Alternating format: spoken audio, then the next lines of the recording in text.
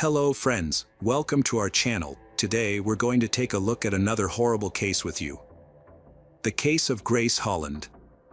Grace Holland was born on September 23, 1984, in the small town of Creve Coeur, Missouri. She grew up in a close-knit family with her parents and two sisters, including her twin, Laura. Together, they explored the world, played, studied, and dreamed of the future. Grace's education at a Catholic school instilled in her a sense of discipline, and her degree in criminal justice further fueled her interest in law and order. From a young age, Grace was a purposeful and responsible individual. She was drawn to the idea of helping others and upholding the law. After graduating from university, Grace got married and had 4 children, who became the center of her life. She devoted herself to caring for them, teaching them new things, and sharing her love for the world. As a proud mother, Grace often shared photos of her children with those around her and cherished every moment spent with them. However, in 2015, Grace's life took a dramatic turn. She met Robert Deas, the head of the Maryland County Fire Department. His courageous profession and heroic image immediately caught her attention. Robert and Grace were swept up in a whirlwind of emotions. He was captivated by her beauty, intelligence, and kindness, while she admired his strength, determination, and passion for helping others. However, a dark secret lurked behind Robert's impeccable reputation. His brother, David, a former St. Louis police officer, had been charged with a serious crime in 1998. Nearly 2 decades later, David passed away, leaving behind unanswered questions and secrets. David's influence had a profound impact on Robert's life and career. As a respected police officer, David had opened doors for Robert in law enforcement, helping him advance in his career. Robert also served in the fire department and held the position of deputy president at the family company, Liberty Arts Works. The company specialized in creating memorials for fallen military personnel, firefighters, and police officers.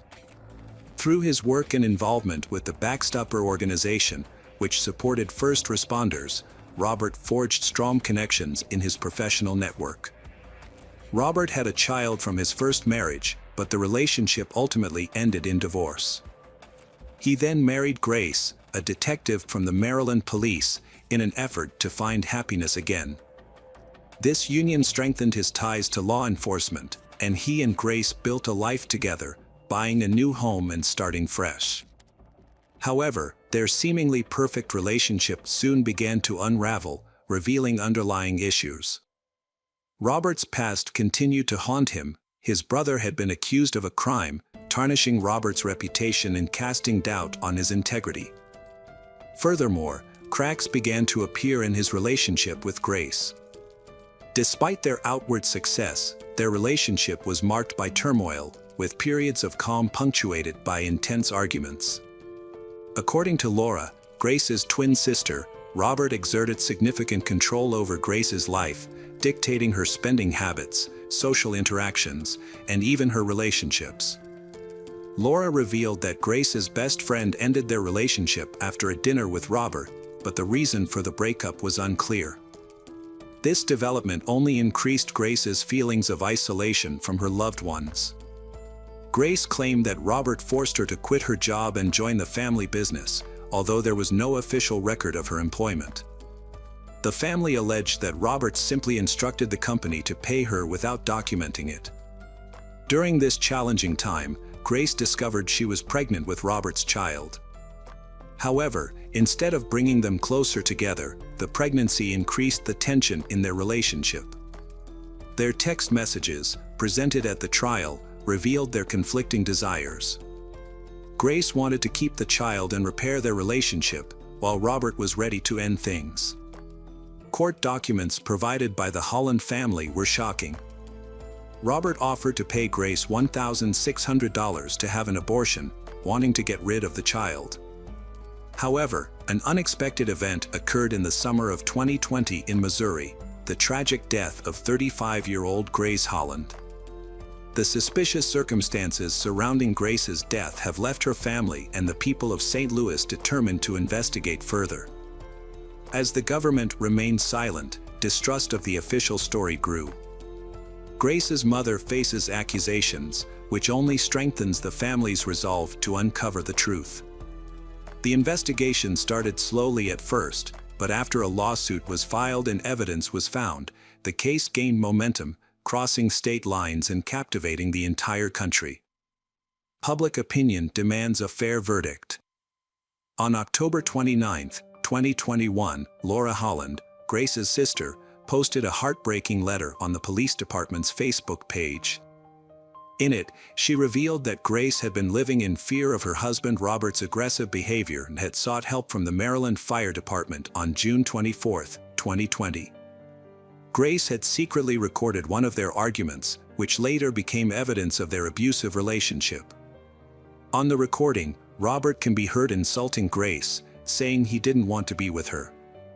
Robert was furious with Grace, accusing her of being lazy while he worked hard. In an attempt to calm him down, Grace confessed her love for him, but this only made Robert angrier. He eventually left her, leaving Grace alone with feelings of bitter loneliness and deep emotional pain. However, the situation seemed to have taken a turn for the better by July 21. At around 10 p.m., Robert and Grace took a photo together, lying on their bed in their new home. Both of them were smiling, and it seemed like they were trying to put their argument behind them. But this moment of peace was short-lived. 2 days later, on July 23, 2020, at 11:53 p.m., Robert called the emergency services, sobbing uncontrollably as he reported that his fiancée had shot herself. Paramedics rushed into the house to find Grace lifeless on the floor. The cause of her death was determined to be a gunshot wound to the head, resulting in instant death. However, the results of the autopsy, released on September 17, 2020, reveal the surprising level of detail. According to the report, the bullet that killed Grace was fired from a gun she was holding in her right hand. The bullet pierced her left temple, deviated from the center line to the right, and lodged in the occipital lobe of her skull. The unusual trajectory of the bullet raised questions among experts about the official story. The Holland family stated that the detective spoke briefly with Robert at the crime scene. Robert reportedly told the police that Grace was struggling with depression following a recent miscarriage, their second. He claimed that he was in the living room when Grace emerged from the bedroom to hug him, but soon returned to the bedroom. He said he heard a shot and found Grace in the bedroom with a gun and blood under her head. The detective submitted a report to the medical examiner at 7:25 a.m. However, the Holland family disputed this, claiming that Robert visited the police station with his lawyer on the same day. Robert gave a written statement that contradicted the report. In his new version of events, Robert stated that he and Grace were in the bedroom together before she left for work. According to Robert, Grace returned to hug him, brought her face close to his, said goodbye, and then a shot occurred. A published press release on January 31, 2024, raised questions about a missing recording of an interview between Robert and a detective from the police department during the investigation. Jeffrey Hartman, the police chief, confirmed the existence of the video interview to a TV channel in 2021. Hartman reported that an error in the department's recording system led to the deletion of the record, leaving many questions unanswered. The police investigated Grace's death on August 4, 2020, and suggested she had been depressed, implying her death was expected. Analyzing Robert's phone data, detectives concluded it was a suicide based on forensic results. However, the Holland family doubted the police's findings and hired a private detective, believing Robert was responsible for her death. Laura, Grace's sister, shared her concerns about the investigation online, detailing the evidence and facts that suggested the police had gotten it wrong. The Holland family expressed their disappointment and frustration with the police, who had never considered Robert a suspect despite the numerous clues pointing to his involvement. The family also criticized the investigators for not conducting thorough tests, such as checking Robert's and Grace's hands for gunpowder residue and examining Robert's clothes for evidence. Furthermore, the police department had lost several crucial videos that could have shed light on Robert's role in the incident. The Holland family expressed concerns about potential police bias against Robert, citing his unusual behavior after Grace's death. Robert showed no concern for Grace's well-being. The family also pointed out that Robert knew some people involved in the investigation, which they believed may have influenced the case. The family claimed that obvious signs of domestic violence were ignored. After their requests for a more thorough investigation were met with no response, the Hollands took their case to court in 2023. They filed a lawsuit against Robert, accusing him of physical abuse and suggesting that he was either directly responsible for Grace's death. Robert's lawyer maintained his client's innocence, acknowledging some facts but denying any involvement in Grace's death. He suggested that the family's emotional distress may have led them to misinterpret events and wrongly accuse Robert. In December 2023, Hartman of the police department requested that the St. Louis County Police Department review the case of Grace. The county police department agreed to review the case and began examining the details in January 2024. During this time, police officers visited the home of Robert to provide medical assistance to his new girlfriend, Dr. Sarah Sweeney. The incident is being treated as a sudden death, but the exact cause is still under investigation. Detectives are waiting for the results of a toxicology report, which may take 4 to 6 weeks to complete. Dr. Sweeney had previously spoken about her struggles with serious illnesses, including bone disease and allergies, for which she was hospitalized in 2021. Her condition could have led to severe allergic reactions, including life-threatening anaphylactic shock, if left untreated. However, her family reported that she always carried an adrenaline shot to manage her allergies and kept her condition under control. They are choosing to wait for the official autopsy results before drawing any conclusions. Robert remains a suspect in the eyes of the law, despite not being charged in connection with the deaths of Holland and Sweeney. The outcome of the Sweeney autopsy may significantly impact the investigation into Grace Holland's death.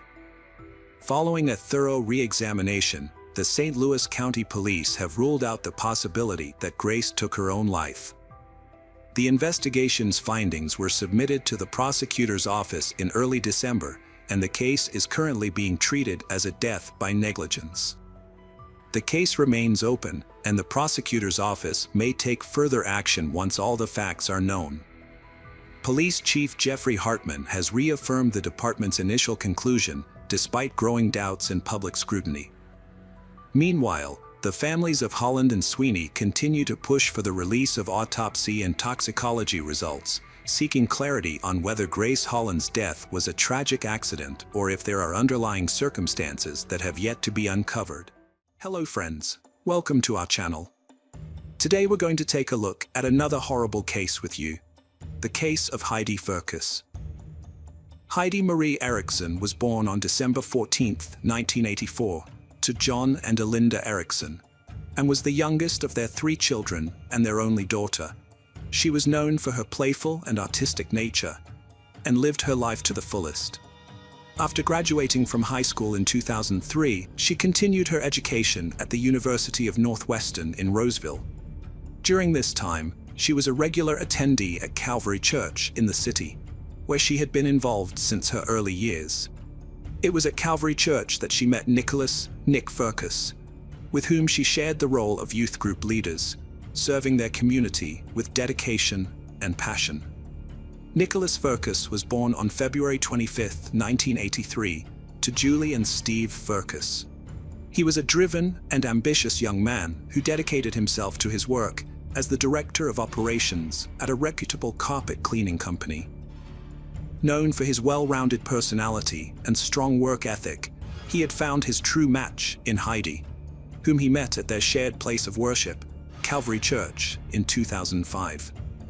At the ages of 22 and 20, respectively, Nick and Heidi made the joyful decision to take their relationship to the next level. Surrounded by their loved ones and the familiar walls of the church that had witnessed the blossoming of their love, they exchanged vows, sealing their commitment to each other. To their friends and community, Nick and Heidi's marriage appeared perfect. They shared a love for travel, biking, and their church. They often hosted dinner parties for their loved ones. Heidi had recently started working at a financial firm where her father was employed. Their bond seemed to be growing stronger with time. However, behind closed doors, a different story was unfolding. On the morning of April 25, 2010, Heidi called 911 from her home in St. Paul, Minnesota, reporting a break-in. Only 38 seconds into the call, Heidi yelled no, and a gunshot was heard. 65 seconds later, Nick used Heidi's phone to contact the dispatcher, saying, "Please, someone just broke into my house and shot me and my wife." Nick was overcome with grief, repeatedly crying and begging for help, saying, "Oh my Heidi, my wife is dead, please get here." He also shouted no in despair. When the police arrived, they found Heidi unresponsive on the kitchen floor with a gunshot wound to her back. Nick was beside her, still on the phone with the 911 dispatcher, despite having been shot in the upper left leg. He was extremely upset and told the police that one or two intruders had broken into their home. According to Nick, he had grabbed his shotgun and tried to escape with Heidi through the back door, heading towards their detached garage. However, the intruder managed to take the shotgun from him and shot both Nick and Heidi. Sadly, Heidi was pronounced dead at the scene, her life cut short by the tragic events. Nick, meanwhile, was rushed to the hospital for treatment and was later questioned by the police while still in the hospital. Police asked Nick why he and Heidi left the safety of their bedroom to face the potential danger. Nick explained that they were trying to escape through the back door. After receiving medical treatment for his wounds at the hospital, Nick was released just 3 hours later and was interviewed again at the police station about the incident. At the police station, Nick provided a detailed account of what happened. He recalled watching a movie with Heidi and having a glass of wine before going to bed around midnight. Nick said he woke up around 6:10 to 6:15 a.m. when he heard the screen door open and someone fiddling with the doorknob. The investigators questioned Nick about locking the deadbolt, and he admitted that he and Heidi usually made sure to lock it, but he believed he had forgotten to do so that particular night. After hearing the noises, Nick retrieved his shotgun from the upstairs closet, which he had brought up from the basement a month ago because he noticed it was starting to rust. Although the shotgun was initially empty, Nick loaded it when he heard the noises. He then woke up Heidi, instructed her to call 911, and told her to leave the house and go to the garage where their cars were parked. Nick also shared that he and Heidi had a safety plan in place in case of trouble, which was to go to the garage where their cars were parked. Nick, who is right-handed, was holding a pair of jeans in his right hand and a shotgun in his left hand as he walked behind Heidi toward the garage. They stopped at the front door, where Heidi retrieved her wallet from a table. Suddenly, the door burst open and a tall, dark-skinned man rushed in. The intruder wore a dark hooded sweatshirt with the hood pulled tightly around his face. Nick dropped the jeans, and the intruder grabbed the shotgun barrel. The two men then engaged in a physical struggle. During the altercation, the gun fired, and Nick said his finger accidentally slipped onto the trigger. He believed he hit Heidi in the back, causing her to collapse immediately.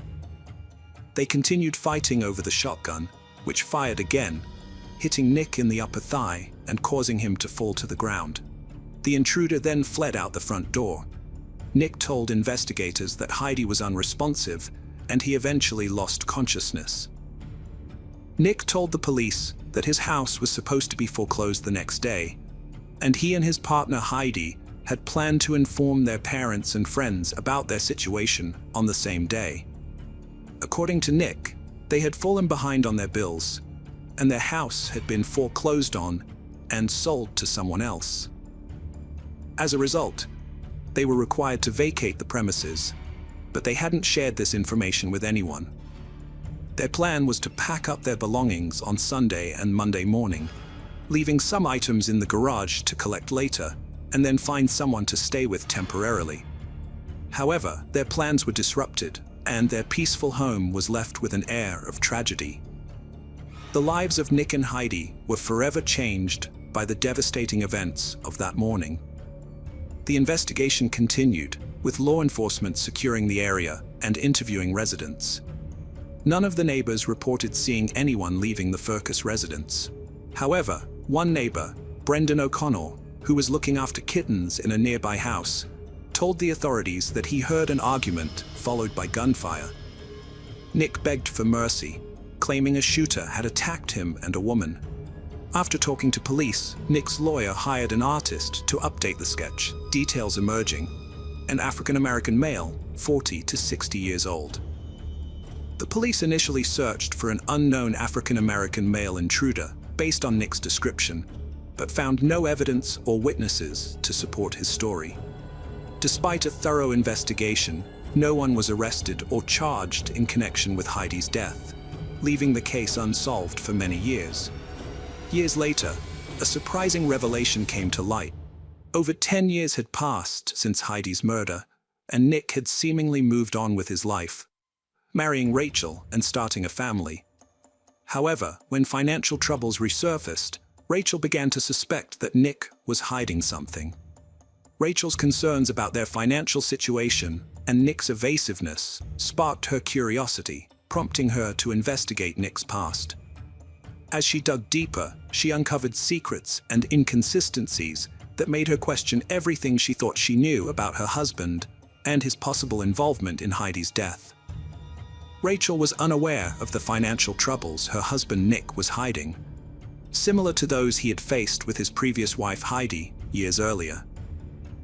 Her concerns prompted her to contact the authorities, which renewed interest in Heidi's murder case.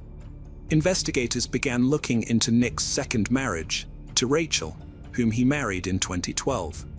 However, by the time Rachel spoke with the authorities, she had already divorced Nick due to his growing financial problems. Before their 2019 divorce, Rachel had recorded a conversation where she confronted Nick about his deception. She told investigators that Nick was repeating the same patterns he had with Heidi, including failing to pay property taxes. In fact, she had seen a letter warning that they would be evicted by 2020 if the taxes weren't paid. Rachel's decision to contact the police with her suspicions set off a chain of events that would once again bring the Heidi Fergus murder case into the spotlight. Sergeant Nicole Sipes, assigned to the case, listened carefully to Rachel's concerns and began re-examining the evidence. Sergeant Nicole Sykes of the St. Paul Police Department was determined to solve Heidi's murder. To uncover the truth, she made a bold decision to ask the FBI to analyze the 911 call audio recordings. She hoped to find crucial clues that could explain what happened on the night of the murder. The FBI's analysis yielded a surprising result. It found no evidence of a third person being present during the incident. This discovery contradicted the husband's earlier statement to the police, leaving Sergeant Sipes and her team puzzled. If only Heidi and her husband were in the house, what led to her death? The absence of a third person increased suspicion around the husband's possible involvement in the crime. Sergeant Sipes was more determined than ever to uncover the truth and bring justice to Heidi and her grieving family. The FBI's findings opened up a new avenue of investigation, which Sergeant Sipes was committed to pursuing with increased intensity. The investigators obtained financial documents that disputed Nicholas Fergus's earlier statements, further implicating him in Heidi's murder. Fergus's account of the events surrounding Heidi's death kept changing. Initially, he claimed that an intruder took his gun and shot both him and Heidi. Later, he said that the intruder didn't take the gun, but his own finger accidentally pulled the trigger, hitting Heidi in the back. The crime scene investigation yielded no signs of a struggle, such as overturned furniture or marks on the walls, contradicting Fergus's account. Forensic analysis of the scene also disputed Fergus's version of the shooting, particularly the trajectory of the bullet that struck Heidi. Furthermore, Heidi's 911 call made no mention of an intruder, and there was no evidence of a break-in or intruder at the crime scene. This lack of evidence led investigators to suspect that Fergus had planned to cover up his involvement in Heidi's death. As a result, an arrest warrant was issued for Nick Fergus on May 19, 2021, over a decade after Heidi's death. A SWAT team arrested Fergus at his home in Mounds View. The surprise arrest of Nick stemmed from Rachel's suspicions and the tireless efforts of Police Sergeant Nicole Sipes. This sudden development astonished many who thought the case had stalled and would never reach a resolution. As the legal proceedings progressed, the case details would be re-examined, and the truth about that fateful night would gradually emerge. At the trial, Nick Fergus maintained that he was innocent and pleaded not guilty. Many of his family members, including his father, claimed to believe in his innocence, stating that Nick's love for Heidi would have prevented him from committing such a violent act. However, the jury disagreed with their assessment. On February 10, 2023, the jury delivered a shocking verdict after deliberating for 10 hours. They found Nick, the person Heidi trusted most, guilty of her brutal murder. This outcome left everyone who knew Heidi in a state of shock and disbelief. The prosecution built a strong case against Nick by showing that he was facing severe financial difficulties, which they argued led him to kill Heidi to avoid shame and conflict. They questioned the truth of Nick's claim that a home invader was responsible, suggesting that he fabricated the story to divert attention from himself. The prosecution presented convincing evidence, including the lack of signs of forced entry and inconsistencies in Nick's account. Notably, there was no DNA or physical evidence to support the presence of an intruder, which raised serious doubts about Nick's story.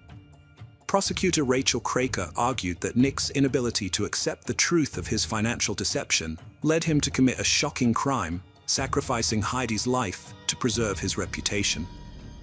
In contrast, Nick's defense attorney, Robert Richmond, countered that it didn't make sense for Nick's financial problems to suddenly drive him to murder. Nick claimed that killing his wife would somehow boost his reputation, but this statement is illogical. After intense debates during the trial, the jury finally reached a verdict that would determine whether Nick would be held accountable for Heidi's death. The jury carefully considered the evidence, emotional testimonies, and legal arguments before delivering a unanimous verdict. Nick Fergus was guilty of first-degree murder. On April 13, 2023, the judge handed down the most severe sentence possible: life in prison without parole. Although found guilty, Nick still insists he had nothing to do with Heidi's death. He maintains his innocence even after being sentenced. When he was sentenced, Nick said, "I understand the pain and loss felt by everyone here today. Justice has been served, but it came at a great cost. A broken family, a betrayed community, and a life cut short." The verdict brought a sense of closure to Heidi's family and friends, but it also left them with the painful realization that the man they thought they knew was capable of such a heinous act. So, you must be thinking, where is Nick now? Nick is currently serving his life sentence at the Minnesota Correctional Facility located in St. Cloud, Minnesota. Here's what drove Nick to commit the tragic act. The motive behind the killing remains unclear, but there are clues.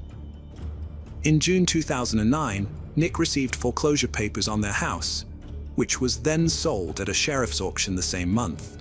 10 months before Heidi's death, eviction proceedings began in February 2010, with a hearing scheduled for March 8, 2010. Nick attended the hearing alone. Initially, the lockout was set for April 9, 2010, but Nick called the attorneys, claiming his grandmother was in the hospital and about to die. He requested the lockout be rescheduled for April 26, 2010. However, investigators found no evidence to support this claim. When questioned, Nick said Heidi was aware of their financial troubles and that they had made plans together to move out of their foreclosed home and start fresh elsewhere. The truth behind a tragic event was finally revealed by prosecutors.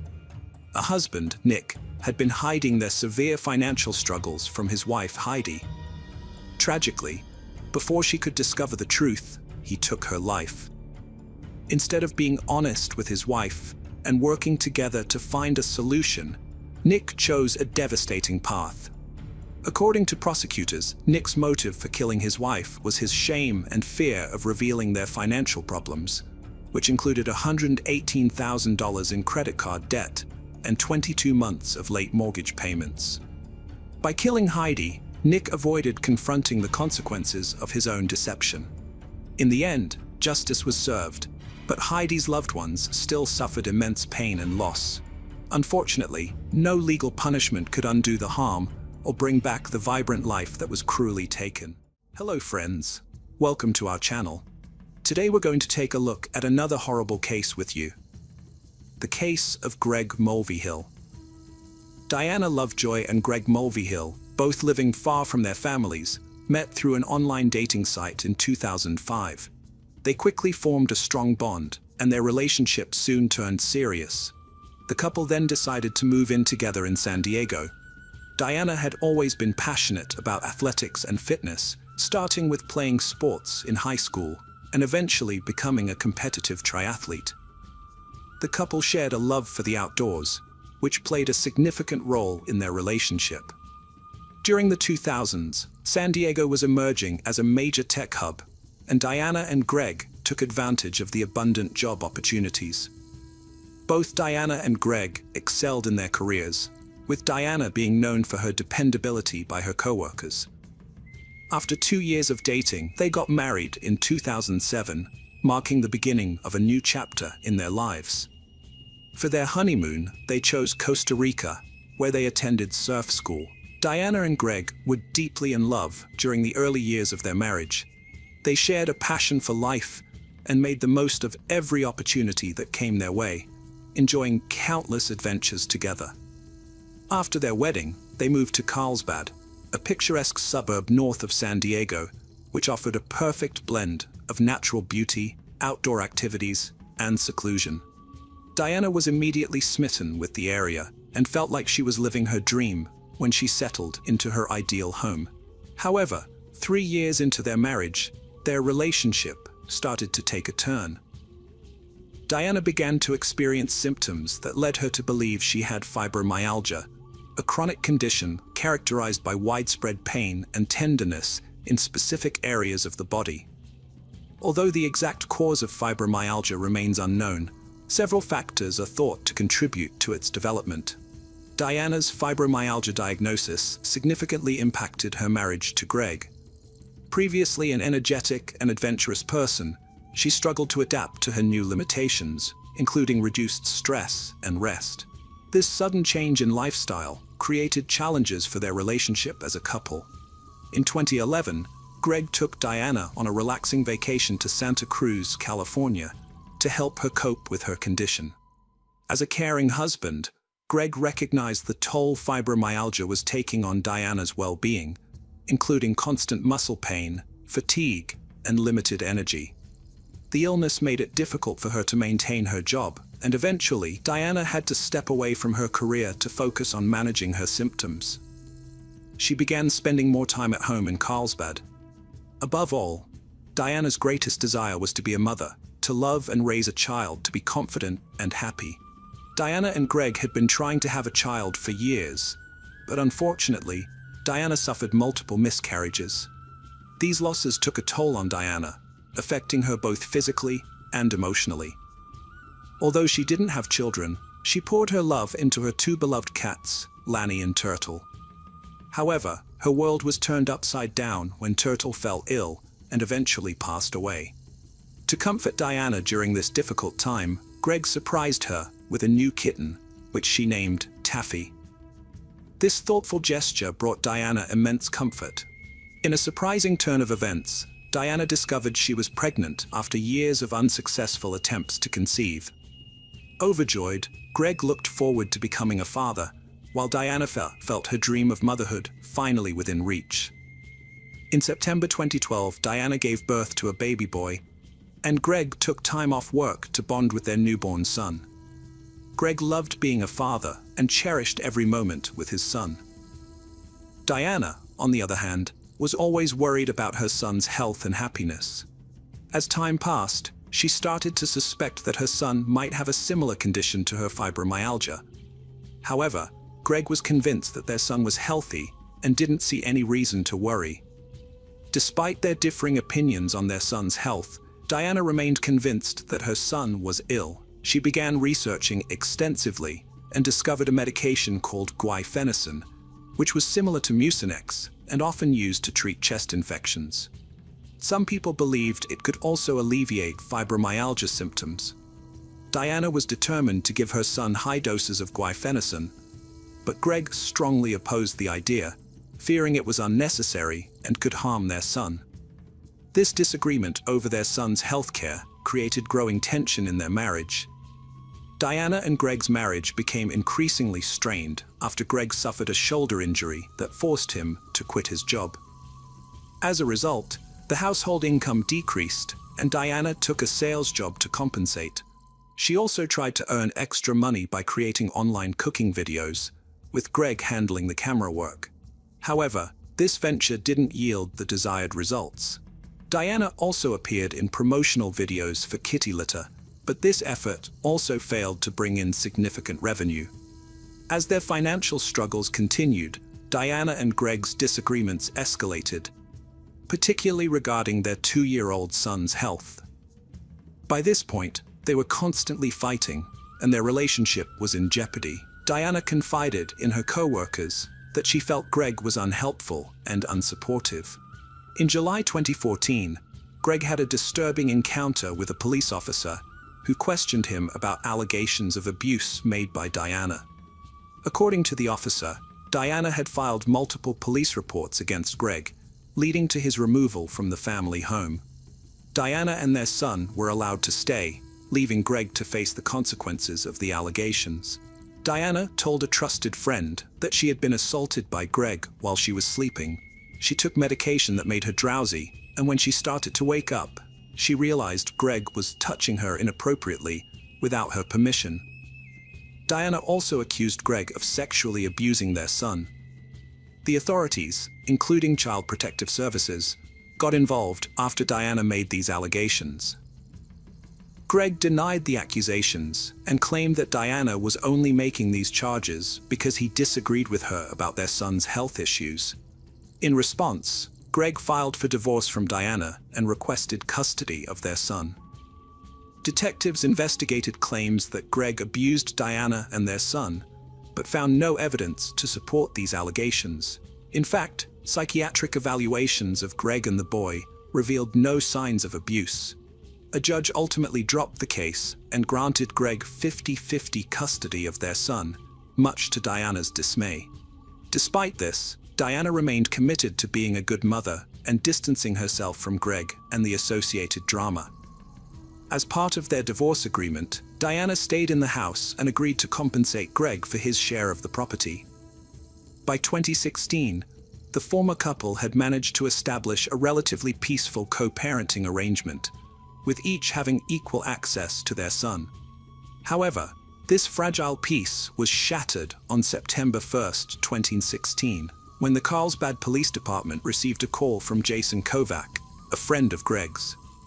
Jason called 911 to report that his friend Greg had been shot multiple times and was bleeding severely. A patrol officer from the Carlsbad Police Department responded immediately and found Jason and Greg on the side of the road. Jason told the officer that the shooting had occurred about half a mile away. The officer quickly realized that waiting for an ambulance would put Greg's life at risk, so he decided to drive Greg to the hospital himself. Meanwhile, the SWAT team arrived and began searching the area for the shooter, but they couldn't find anyone. At the hospital, doctors rushed Greg into emergency surgery, where they discovered he had a gunshot wound to his chest. Greg survived the surgery, but he was placed on life support afterwards. While Greg recovered in the hospital, detectives interviewed Jason, who was still shaken by the event. Jason explained that Greg had received a call from a private investigator claiming to have important documents related to his custody and divorce proceedings with Diana. The investigator didn't leave his name, but he gave Greg a specific meeting time and location. Greg was initially hesitant, but his curiosity got the better of him, and he asked Jason to come along for backup. Jason agreed, and they armed themselves with a flashlight and a child's baseball bat. They arrived at the remote location, which was extremely dark due to the new moon. The only light came from a small sliver of the moon. According to Jason, the caller instructed Greg to find a package attached to an electricity pole. When Greg saw the package, he walked towards it with his flashlight, scanning the area. Suddenly, he shouted, "Gun!" and a gunshot rang out. Greg and Jason started running for their lives, with bullets whizzing past their heads. They eventually reached their car, where Jason realized Greg had been shot and called 911.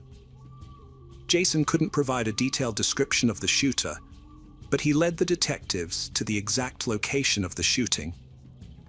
During their investigation, they found an intriguing clue near the electricity pole, a neatly folded Angry Birds towel that seemed to be intentionally left there to deceive Greg. Jason reported hearing 6 gunshots, but the investigators found no evidence of shell casings or a weapon. This lack of forensic evidence suggested that the shooter was experienced and knowledgeable about covering their tracks. During their search, the detectives noticed a strong smell of feces in the air, which led them to a pile of feces accompanied by a towel that seemed to have been used for cleanup. The investigators preserved the feces sample and towel as potential evidence, carefully packaging and transporting them to the crime lab for analysis. However, obtaining DNA evidence from the feces sample could take up to a month. In the meantime, the detectives continued their search for a suspect, investigating all available evidence and following up on leads. They focused on Greg's estranged wife, Diana Lovejoy, and questioned her about her possible involvement in the shooting. Diana denied any knowledge and provided an alibi, stating she was at home with her son at the time of the shooting. Greg unexpectedly woke up from life support and began to recover. When he was well enough, he was interviewed by detectives, who asked about his estranged wife's potential involvement. Greg expressed doubt that Diana was capable of such violence, but acknowledged their past conflicts and ongoing divorce and custody battle over their son. The detectives acquired the phone number used to lure Greg to the remote area, which led them to a pay-as-you-go plan and a purchase at Best Buy near Carlsbad. They obtained video footage of the purchase, which showed Diana Lovejoy buying the phone. This solidified her as the prime suspect, and she was arrested during a traffic stop. Diana claimed innocence during her arrest, but when confronted with the evidence, she admitted to buying the phone. She then revealed that she was afraid of Greg, had purchased a gun, and took shooting classes at Iron Sights, where she met instructor Weldon McDavid, an ex-Marine weapons expert. Diana's friendship with Weldon turned romantic and intimate. She told the detective that they planned to scare her estranged husband Greg to stop his harassment. Weldon told Diana to buy a specific phone, which they used to lure Greg to a remote location. Diana claimed Weldon's role was only to threaten Greg, not to use violence. She drove Weldon to the site and picked him up afterwards. When she heard police sirens, Weldon told her he had to shoot Greg in self-defense because Greg allegedly made aggressive moves towards him. Diana denied involvement in the shooting and said she never asked Greg to take violent action against her. She was charged with conspiracy to commit murder and attempted murder. Greg recovered from his gunshot wound and was released from the hospital. However, news of Diana's involvement horrified people. Weldon was tracked down and brought in for questioning. Weldon told the detectives he was at home, 30 minutes away, on the night of the shooting. When asked for a DNA sample, Weldon became nervous. The detectives asked if his DNA would be at the crime scene, and Weldon claimed to remember stopping to use the bathroom on a dirt road the night before. The detectives obtained a search warrant and found a rifle with a live round and 6 spent shell casings in Weldon's garage. The shell casings matched a witness's account of hearing 6 gunshots. Weldon was arrested for attempted murder and conspiracy to commit murder. Searching Diana's house, the detectives found a suspicious search history on her computer. She had searched for "new moon," which coincided with the night of the shooting. This was significant because there was minimal ambient light during new moons, making it a suitable time for the murder. The detectives concluded that Diana had premeditated knowledge of the shooting and a motive to kill Greg. She would have had to pay him $120,000 in their divorce settlement, and eliminating him would be easier than paying the debt. Diana Lovejoy and Weldon McDavid's trial began in October 2017. Weldon claimed he never intended to shoot Greg. Weldon claimed his goal was only to scare Greg, but the situation escalated when either Greg or Jason yelled, "I got a gun." Weldon stated that, as a skilled marksman, if he had wanted to kill Greg, he would have been able to do so. However, the prosecution presented a different theory. They argued that Weldon did not shoot and kill Greg because Greg shone a flashlight in Weldon's eyes, disorienting him due to the darkness. Having sat in the dark for an extended period, Weldon's sense of direction was impaired. This ultimately saved Greg's life.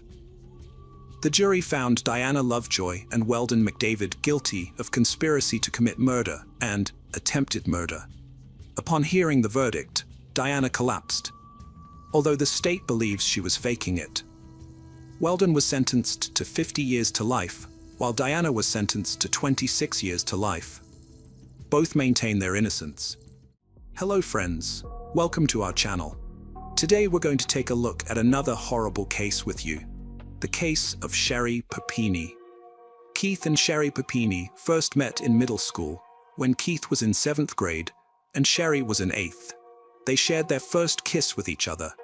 Their friendship flourished quickly and they remained close throughout their teenage years. However, as they grew older, they drifted apart and went their separate ways. Years later, Sherry married another man in 2006, but the marriage was short-lived, lasting only 2 years. After her divorce, Sherry found herself single again. Then, by chance, she ran into Keith, and the spark between them was immediately rekindled.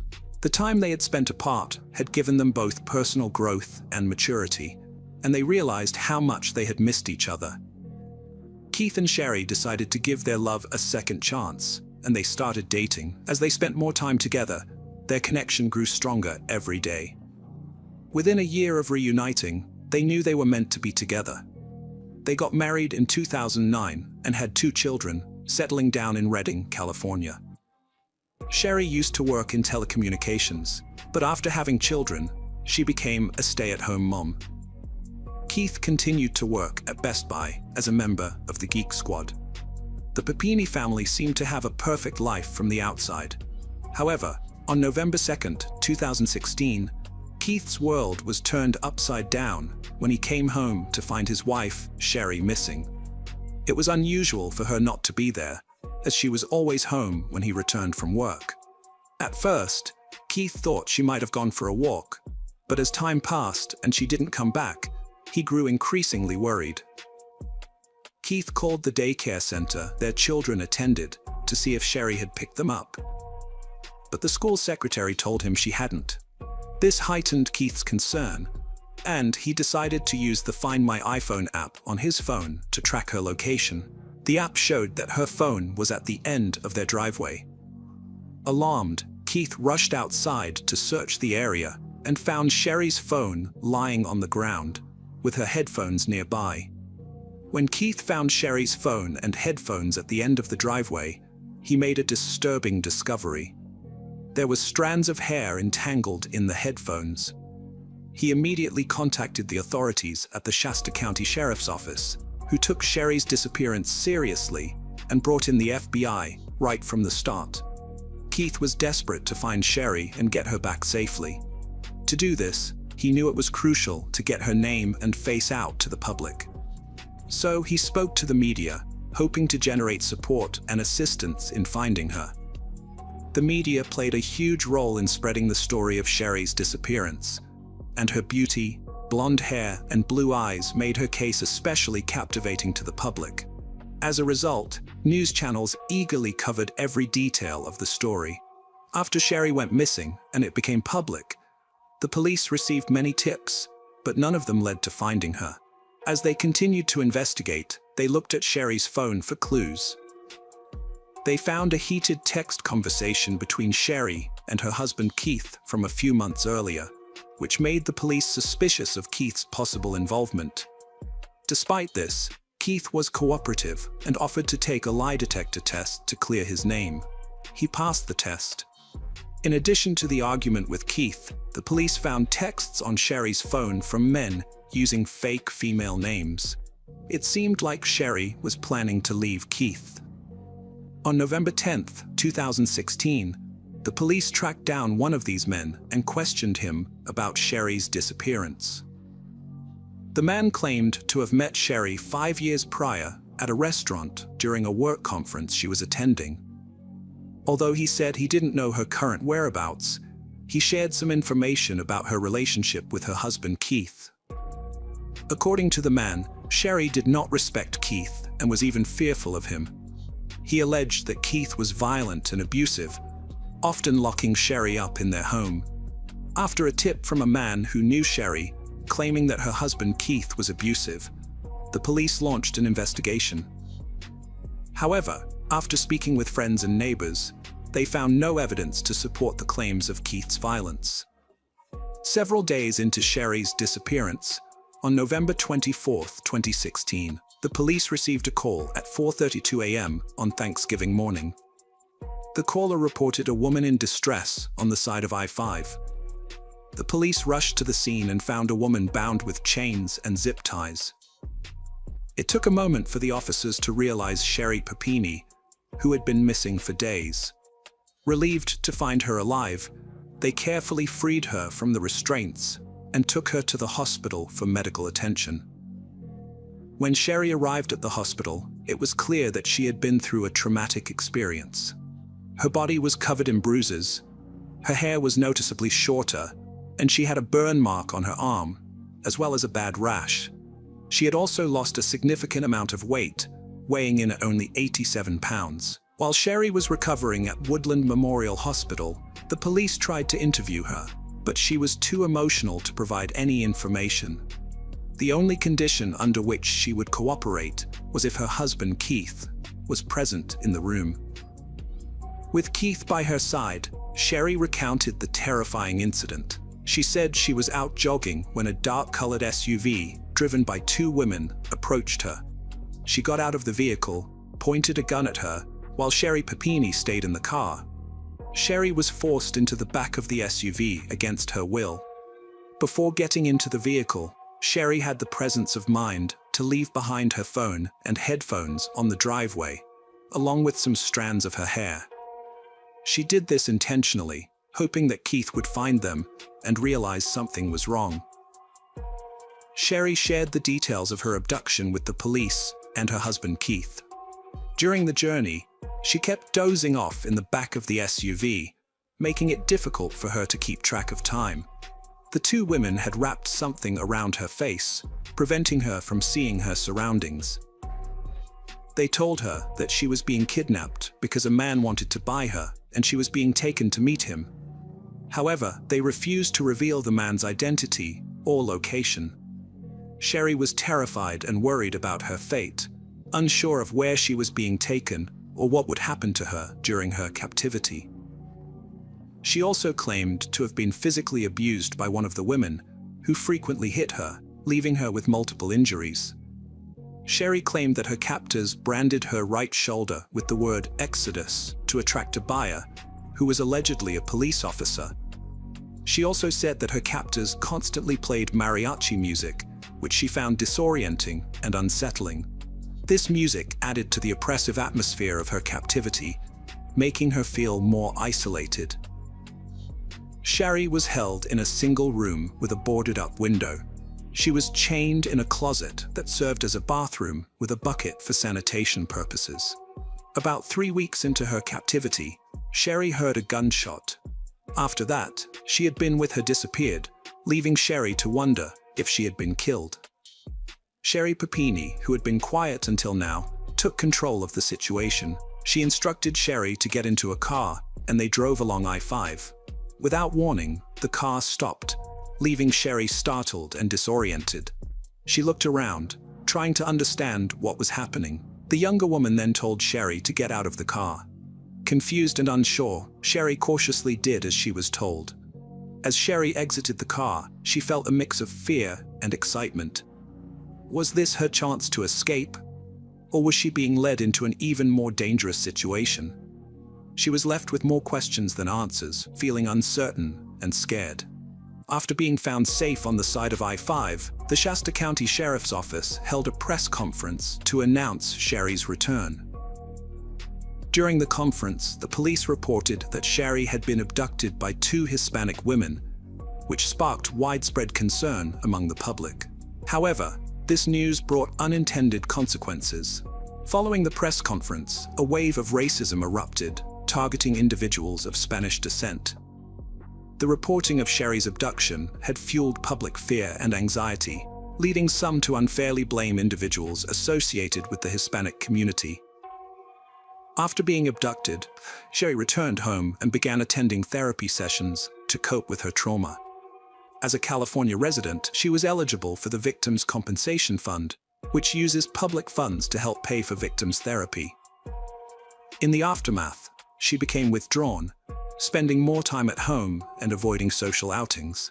1 year into the investigation, police released a composite sketch of 2 Hispanic women believed to be involved in the crime.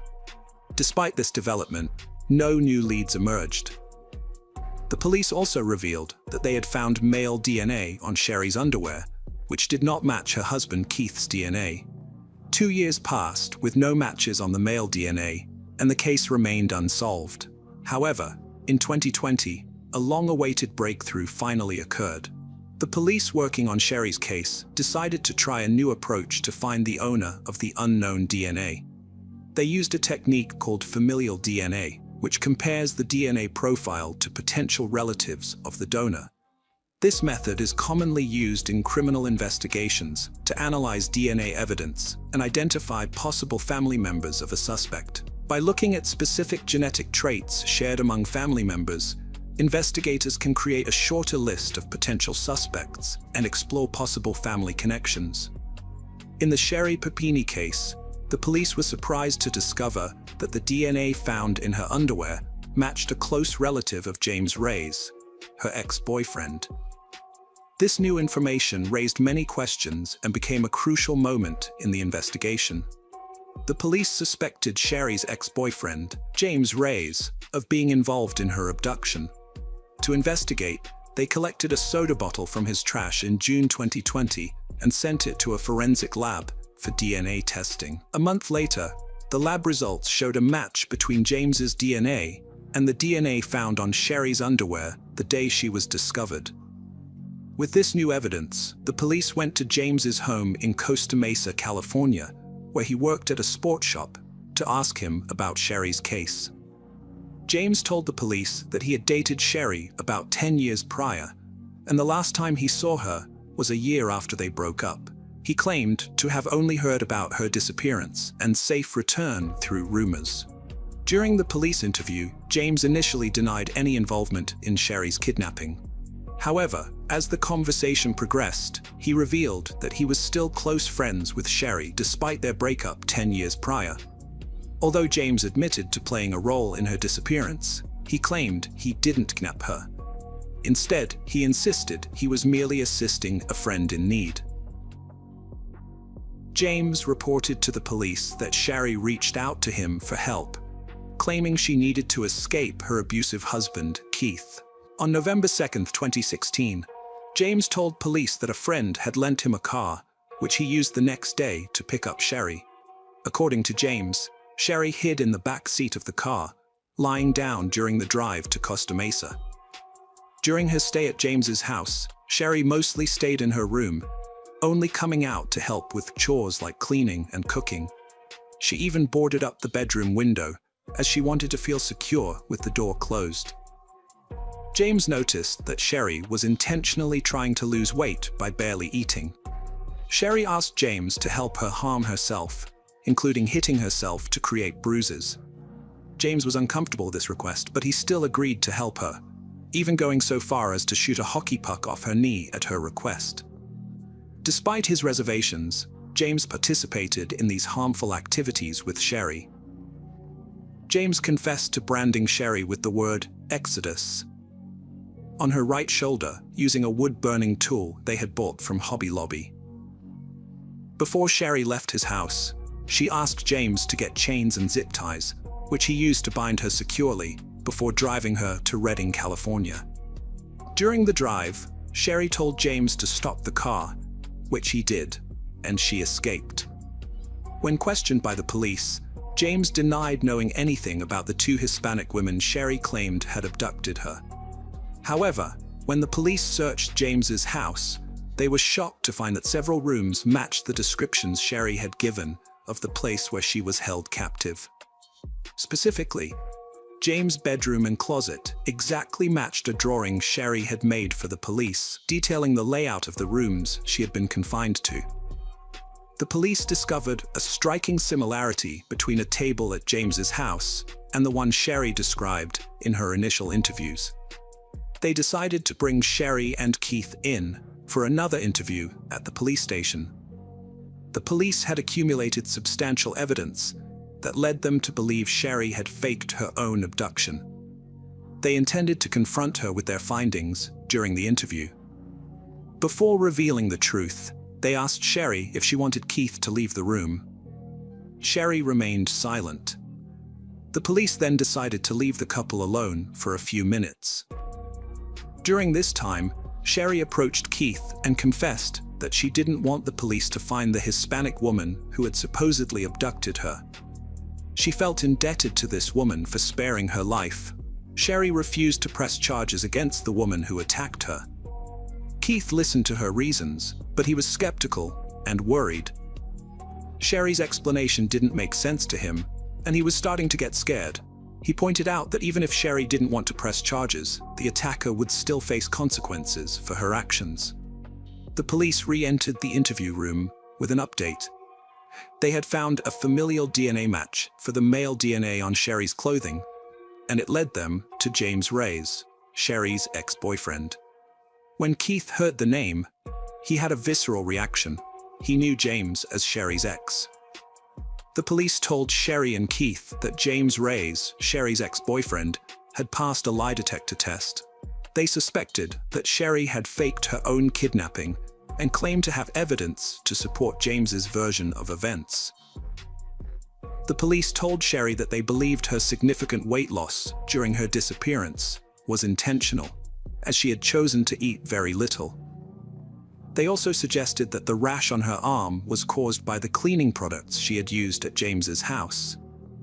Furthermore, the police alleged that James had used a wooden tool bought from Hobby Lobby to brand Sherry. They also claimed that Sherry's broken nose was self-inflicted, caused by hitting herself with a hockey stick. Despite the mounting evidence against her, Sherry remained calm and pretended not to understand what the police were talking about. Sherry Papini claimed to have not seen her ex-boyfriend James in years, stating she last saw him at his brother's funeral in Southern California. However, the police knew she was lying because James had provided them with information about her disappearance that only someone close to her would know. On March 3, 2022, the FBI arrested Sherry on charges of lying to federal agents and faking her own abduction. 6 weeks later, she agreed to a plea deal, admitting to orchestrating her kidnapping. Sherry's lawyers requested a sentence of 1 month in prison, followed by 7 months of house arrest. However, the prosecution recommended an 18-month sentence. In September 2022, the judge sentenced Sherry to 18 months in prison and ordered her to pay a $300,000 fine. The judge doubted that Sherry would ever be able to pay the fine, saying it would take winning the lottery. During the sentencing, the judge called Sherry a manipulator and habitual liar, stating that he had no doubt she would have continued lying if she hadn't been caught. The judge told Sherry that she needed to be punished to stop others from committing similar crimes. Sherry had taken advantage of many resources, including money meant for victims, Social Security disability payments, and a GoFundMe account set up after her fake kidnapping. The judge wanted to deter others from committing similar crimes by punishing Sherry. She spoke at her sentencing hearing, expressing regret and apologizing to those who had suffered because of her actions. Sherry acknowledged her guilt, saying she was responsible for lying and bringing shame to herself and those around her. In August 2023, Sherry was released from prison and moved to a halfway house. Sherry and her husband Keith separated on the day of her arrest in March 2022. After Sherry pleaded guilty, Keith filed for divorce the next month and sought full custody of their children. Hello friends, welcome to our channel. Today we're going to take a look at another horrible case with you. The case of Dalia DiPolito. On a sunny afternoon in Palm Beach, Florida, a man named Muhammad visited the local police department with a shocking story. He claimed that a woman, whom he knew only as Delilah, had approached him with an unusual and disturbing request. Muhammad alleged that Delilah had offered to hire him to commit a murder. While his story seemed plausible, Muhammad failed to provide one crucial detail: Delilah's last name. Despite this limitation, the Palm Beach Police Department took Muhammad's claim seriously and launched an investigation. The detectives were tasked with identifying the mysterious Delilah and determining who her husband was. To gather more information, they decided to use Muhammad as bait to set up a meeting with Delilah. They chose a local mobile gas station as the meeting location, given Muhammad's statement that Delilah lived nearby. At the designated meeting spot, the police set up several surveillance vehicles to monitor the encounter, hoping to gather evidence and piece together the puzzle surrounding Delilah's identity and motives. Before the woman arrived, the detectives briefed Muhammad on what to say to her. They secretly fitted him with a wire and recorder, allowing them to listen in on their conversation as it happened. As they continued to monitor the mobile gas station, the detectives focused on the interaction between Muhammad and a woman named Delilah. What surprised them was Delilah's appearance, which didn't fit the typical profile of someone who would want her husband killed. Delilah, an attractive woman wearing a skirt and tank top, got into the car with Muhammad. Muhammad, pretending to be hesitant, asked if it was worth having someone killed. Delilah replied that she couldn't divorce her husband because she feared he would retaliate if she tried to leave him and divide their assets. The woman told Muhammad that after her husband's murder, she intended to create an alibi by going to a different location, such as Boca Raton. Muhammad then asked her if anyone would suspect her of involvement in her husband's death, and she confidently replied that no one would accuse her. The detectives were stunned by the woman's casual tone as she discussed hiring a hitman to kill her husband. As they continued to listen, they were horrified by the woman's nonchalant attitude, which made it seem like she was discussing a routine business deal rather than arranging for someone's murder. At one point, she even showed Muhammad photos of her husband, which further revealed her callous disregard for human life.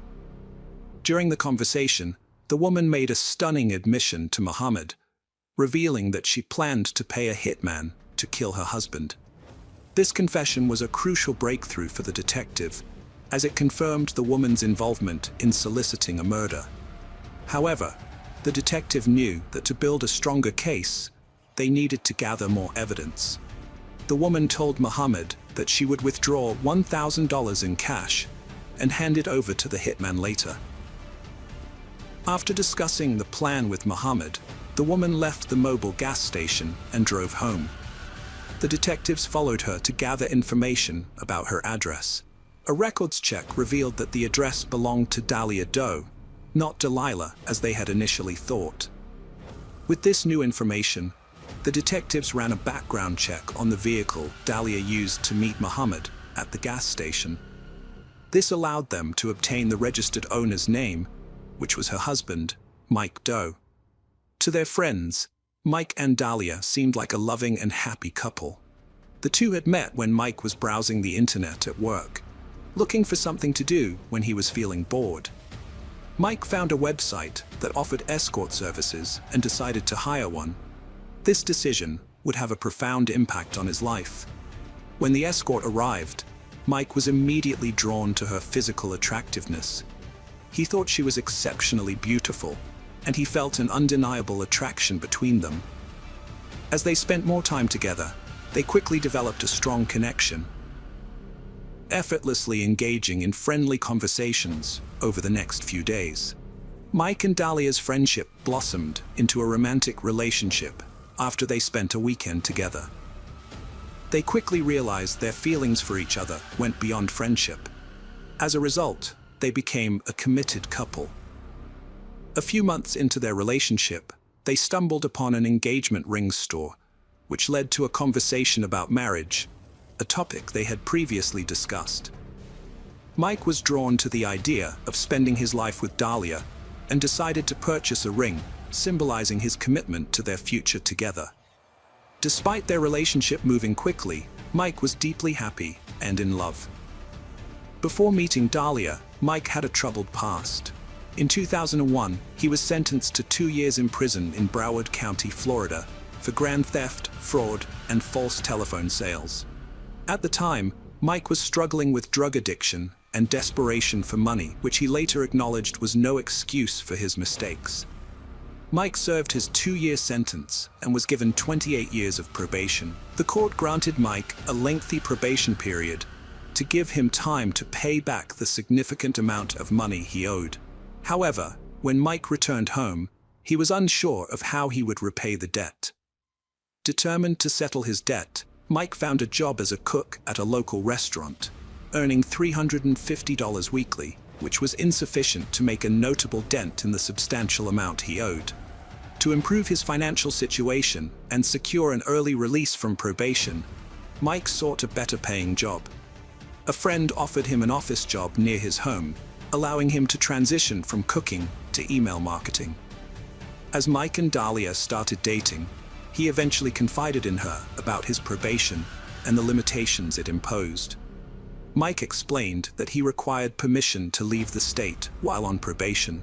Dahlia, who had a strong desire to travel, expressed her wish to explore the world with Mike. To help Mike become debt-free, Dahlia offered to provide $91,000 if he paid the remaining balance, enabling them to clear the debt and start the life Dahlia had envisioned. Dahlia, a successful real estate agent, was financially stable and able to help her partner Mike pay off his debt and clear his name. Mike consulted his attorney to understand the process, and the attorney advised him to gather the necessary funds to be released from probation. To facilitate the payment, Dahlia and Mike agreed that she would send the money from her Bank of America account to the attorney. Dahlia informed Mike that she had transferred the funds, but when Mike followed up with the attorney, he was told that the payment had not been received. Mike waited a day and then asked Dahlia about the status of the transfer. However, Dahlia insisted that she had sent the money, leaving Mike frustrated and unsure about what was happening. Mike's concern grew, so he contacted his attorney again, only to be told that they still hadn't received anything. Dahlia claimed to have sent the money to the attorney, but couldn't explain the delay. 2 days had passed since the transaction, but the attorney remained without the funds. Mike asked Dahlia for proof of the transaction, needing the receipt to verify the details. However, Dahlia suspected foul play, suggesting the attorney might have stolen the money. She vowed to find the missing sum, while Mike sought to move past the misunderstanding. Meanwhile, a supervisor at the Bon Beach Police Department reached out to Sergeant Whitey Jean for assistance. Sergeant Jean met with a detective working on Dahlia Deo's case. The detective briefed Sergeant Whitey Jean on the case, revealing that Dahlia wanted to hire someone to kill her husband. The detective explained that Dahlia was waiting for a call from the would-be hitman, and asked Sergeant Whitey Jean to pretend to be the hitman and arrange a meeting with her. Sergeant Whitey Jean agreed to help with the investigation and took on the role of the hitman. As the hitman, he contacted Dahlia and demanded a $3,000 advance and the key to her house. The detective had requested the key as part of their plan to make Dahlia believe the murder would happen at her home. However, Dahlia was unhappy about the payment demand and called Muhammad, the informant, to express her concerns. During the call, the detective overheard Dahlia's fears and worried that they might have scared her off. They feared that Dahlia might change her mind and find someone else to commit the crime. On August 3, 2009, Dahlia met with Sergeant Whitey Jean, who was posing as a hitman, in a CVS parking lot. However, Dahlia didn't bring the agreed-upon payment, which led Sergeant Whitey Jean to warn her that if he had to wait until after the murder to get paid, she would need to give him $7,000 in cash up front. Sergeant Whitey Jean explained to Dahlia that he would plan the staged break-in and murder of her husband Mike on Wednesday morning, taking advantage of the recent robberies in the area. He outlined his plan to make it look like a legitimate break-in, shooting Mike twice in the head to make it appear like a robbery gone wrong. Sergeant Whitey Jean also told Dahlia that he would contact her a few days after the murder, as he knew the police would be closely monitoring her activities in the aftermath of the crime. Sergeant Whitey Jean cautioned Dahlia that the delay was essential to avoid raising suspicions and maintaining the operation's secrecy. During their conversation, he gave her multiple opportunities to withdraw from the murder-for-hire plot. However, Dahlia expressed her unwavering commitment, stating she was 5,000% certain about her decision to have her husband killed. Dahlia provided Sergeant Whitey Jean with crucial details, revealing that her husband, Mike, followed a predictable morning routine, walking the dog at a specific time and leaving the house unlocked. This information was vital to the success of the plan. She also told the sergeant that she would create an alibi by going to the gym during the murder, ensuring her absence from the house when the crime would take place. The sergeant instructed Dahlia to arrive at the gym by 6 a.m. and informed her that he would enter her home at 6:30 a.m. After speaking with Dahlia, Sergeant Whitey Jean was taken aback by her extraordinary cruelty, having encountered few individuals in his line of work who exhibited a similar level of ruthlessness. The detective wanted to create a fake crime scene at Dahlia and Mike's home to see how Dahlia would react on the day of the alleged hit. To do this, they needed to know Dahlia's whereabouts.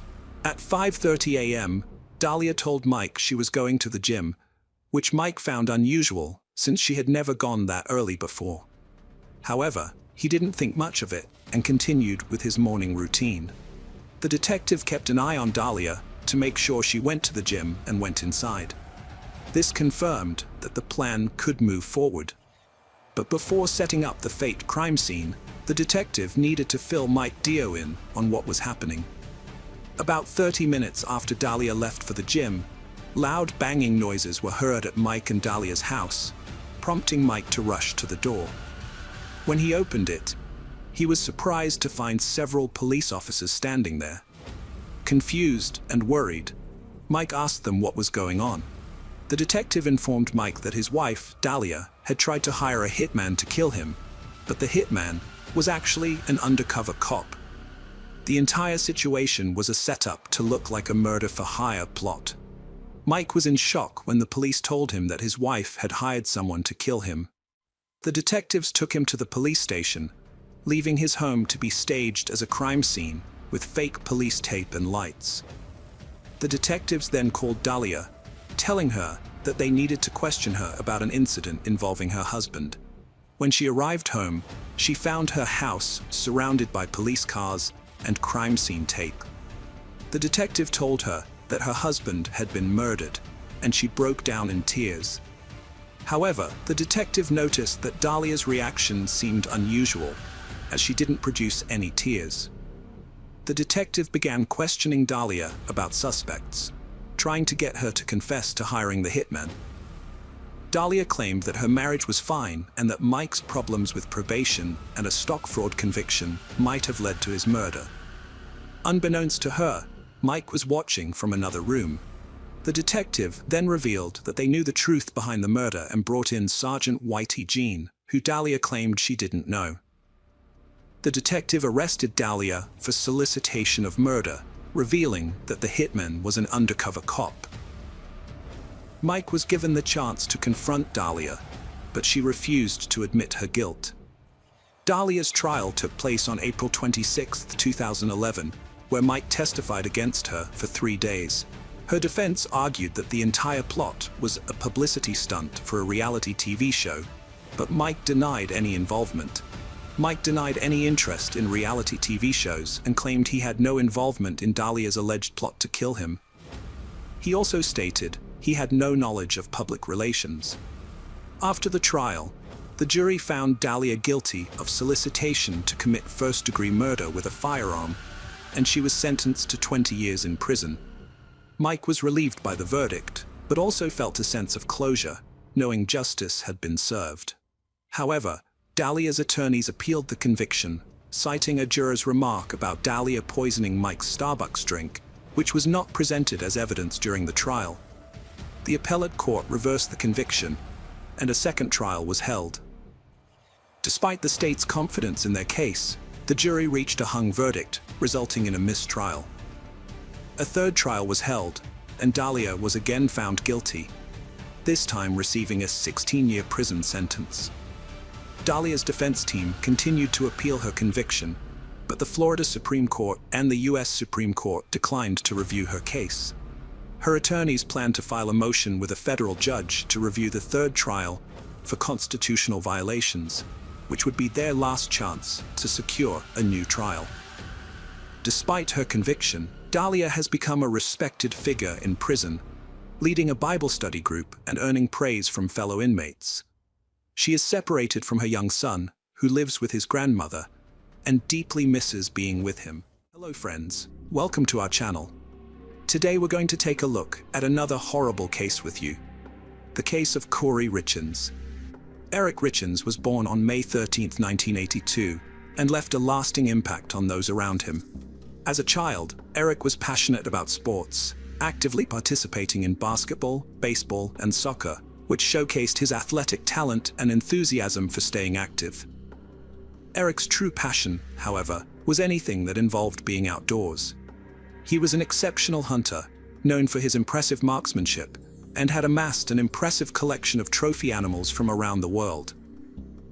With his vibrant personality, Eric had the ability to light up any room he entered, spreading joy and laughter through his storytelling, playful pranks, and contagious laughter. As an adventure seeker, Eric lived life to the fullest in Utah, where he owned a wide range of motorized vehicles, including trucks, four-wheelers, and snowmobiles. He loved exploring the outdoors and relishing the thrill of adventure. Despite his love for fun and adventure, Eric was deeply committed to his faith, being a devoted member of the Church of Jesus Christ of Latter-day Saints. Eric's family supported him on a 2-year mission trip to Mexico City, where he became fluent in Spanish. After high school, he attended the University of Utah, earning a degree in international studies with a minor in Spanish in 2009. While working in construction, Eric frequently visited Home Depot, where he met Curry Darden. Over time, they developed a friendly connection, and Eric found himself attracted to her charming personality and beauty. However, he was too shy to approach her directly, so Eric asked a friend to help him get her phone number. One day, while Eric was shopping at Home Depot, his friend discreetly asked Curry for her number, telling her that Eric was interested in getting to know her better. Eric anxiously waited to see if his plan would work. Eric took the next step and called Corey to set up their first in-person meeting, unaware that it would be a life-changing event. As soon as they met, they clicked, and their first date marked the start of a romantic journey. As they introduced each other to their families, their bond grew stronger. Corey's family welcomed Eric with open arms, and Eric's family was equally impressed by Corey's character and how well she fit with him. Although Eric's sisters, Katie and Amy, were initially cautious, they soon warmed up to Corey and accepted her into their family. In 2013, Eric and Corey got married in an intimate ceremony, making their relationship official. After their wedding, Corey gave birth to their first child, Carter, followed by Ashton and then Weston, completing their ideal family. Eric naturally took to being a father, and his boys looked up to him. Eric took great pride in his sons' accomplishments, whether they excelled academically, athletically, or artistically. He consistently showed his support by attending their events and celebrating their successes. Later, Eric established a successful stonemasonry business, which flourished due to his exceptional craftsmanship and attention to detail. Clients sought him out for his expertise in creating beautiful stonework. The business provided Eric and his family with financial security. Additionally, Corey, who worked in real estate, contributed to the family's income. Her entrepreneurial spirit, coupled with her knowledge of the local market, made her a valuable asset. She would buy homes, renovate them, and sell them for a profit. The Richins family enjoyed a wealthy lifestyle, symbolizing the epitome of success. However, their seemingly perfect life came to a sudden end on March 4, 2020, when Corey called 911 to report that her husband Eric was unresponsive. When paramedics arrived, they determined that Eric had already passed away. Devastated, Corey called her mother Lisa, who rushed to be by her side. Corey's brothers, DJ and Ronnie, were present too, overcome with tears and shock. The three of them struggled to come to terms with Eric's passing. Corey recounted that the evening had begun on a happy note, as they celebrated her latest real estate business milestone, the purchase of a luxurious mansion. Before retiring to bed, Corey had even prepared Eric's favorite drink, a Moscow Mule, mixing ginger beer with vodka. Corey went to bed around 9 p.m., but ended up sleeping in her 9-year-old son's room because he was having nightmares. Later, around 3 a.m., she returned to the bedroom she shared with Eric. When she touched him, she was alarmed to find him ice-cold and unresponsive. Despite trying to wake him, she couldn't rouse him and knew something was seriously wrong. As she waited for the paramedics to arrive, Corey remembered the dispatcher's instructions to perform CPR on Eric, which she claimed to have followed. The paramedics were baffled by Eric's cause of death, speculating that it might have been an aneurysm, given his apparent good health and lack of known medical conditions. However, further investigation revealed that Eric had complained to Corey about chest pains the night before his death, which initially reinforced the aneurysm theory. But the autopsy results were shocking. Eric's cause of death was ultimately determined to be a lethal dose of fentanyl.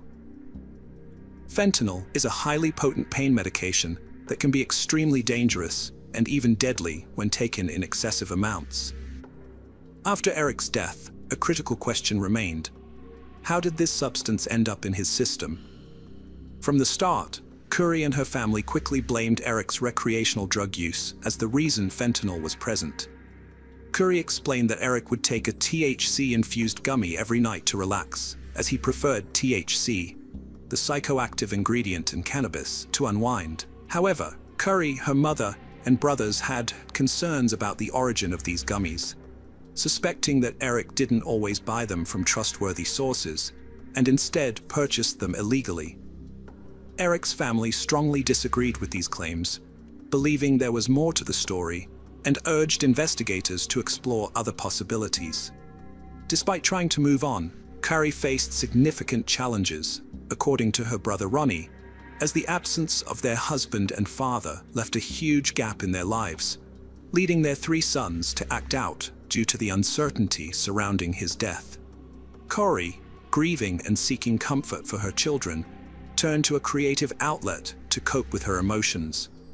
She wrote and self-published a children's book on Amazon, titled Are You With Me?, which aimed to help kids understand and deal with the loss of a loved one.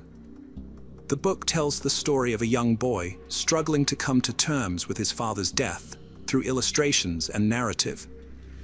In the book, Corrie portrayed Eric, her late husband, as a protective angel always watching over their son.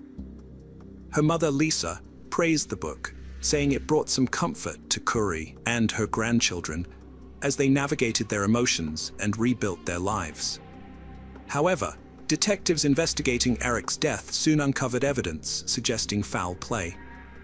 Just weeks after Corrie appeared on local Utah news stations promoting her book and sharing her grief, she was arrested and charged with her husband's murder on May 8, 2023.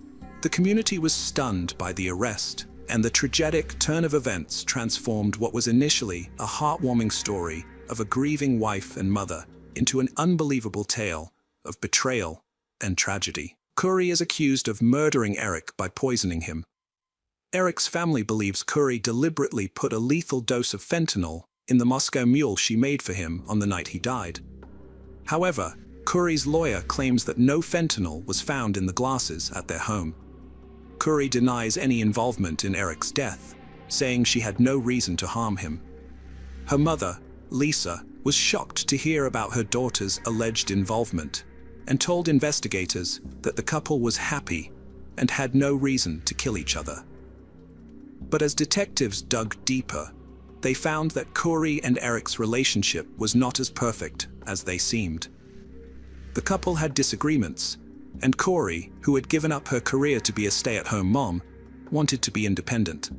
She was also growing increasingly frustrated with Eric's frequent hunting trips.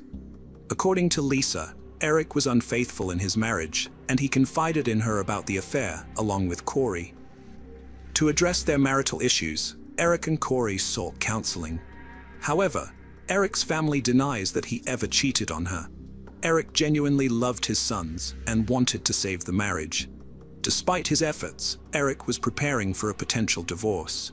He set up a secret trust with his sister Katie without revealing his intentions. The investigation uncovered that Eric had 6 life insurance policies worth $3 million. Furthermore, Corrie forged Eric's signature on an additional $100,000 policy just 2 months before his death. It was also discovered that Corrie allegedly stole money from Eric's personal accounts and misused business funds over several years. Contrary to her claims, Corrie's house-flipping business was failing, according to Eric's family representative. Corrie's company was deeply in debt, with millions of dollars owed. According to the spokesperson, Corrie urgently needed cash, and a prenuptial agreement signed before the marriage stated that she would not inherit the business assets if they were to divorce. However, if Eric were to pass away before her during their marriage, the assets would transfer to Corrie. The spokesperson's claims were disputed by Corrie's attorney, who maintained that the business was not in financial trouble. The attorney explained that the debt was a normal part of the house-flipping business, as it relied on lines of credit that would be repaid once the properties were sold. Corrie's attorney clarified that the large debt figure mentioned was simply a result of regular business transactions. Corrie's mother, Lisa, recalled that Eric had been supportive of Corrie's business ventures, particularly when they bought the mansion where they were celebrating on the night of his death. In Heber Valley, Utah, a 10-acre estate with a mansion sat vacant since its construction in 2017, despite being close to popular ski resorts and Deer Creek Reservoir. This prime location offered endless opportunities for outdoor recreation. Corrie, with the help of investors, bought the mansion with plans to renovate and transform it into a recreational hub. Her goal was to sell the property at a significant profit. After consulting an accountant, Corrie and Eric discovered that they could potentially make a $12 million profit from the sale of the property, a substantial return on the initial $3 million investment. However, there's a discrepancy in Eric's involvement. While he seems to be on board with the purchase, his family claims he was against it and had a heated argument with Corrie about buying the mansion. Eric's family spokesperson claims that Curry gave Eric a drink containing fentanyl on the night of his death, and they believe this was not Curry's first attempt to harm Eric. They allege that in 2019, during a trip to Greece, Eric became violently ill after Curry gave him a drink, but Curry's brother Ronnie denies this, saying Eric was mistakenly given an alcoholic drink by a bartender while taking antibiotics. Eric's family also claims that Curry tried to kill Eric again on Valentine's Day 2022, a month before his death, when she brought him a sandwich that caused him to break out in hives and struggle to breathe.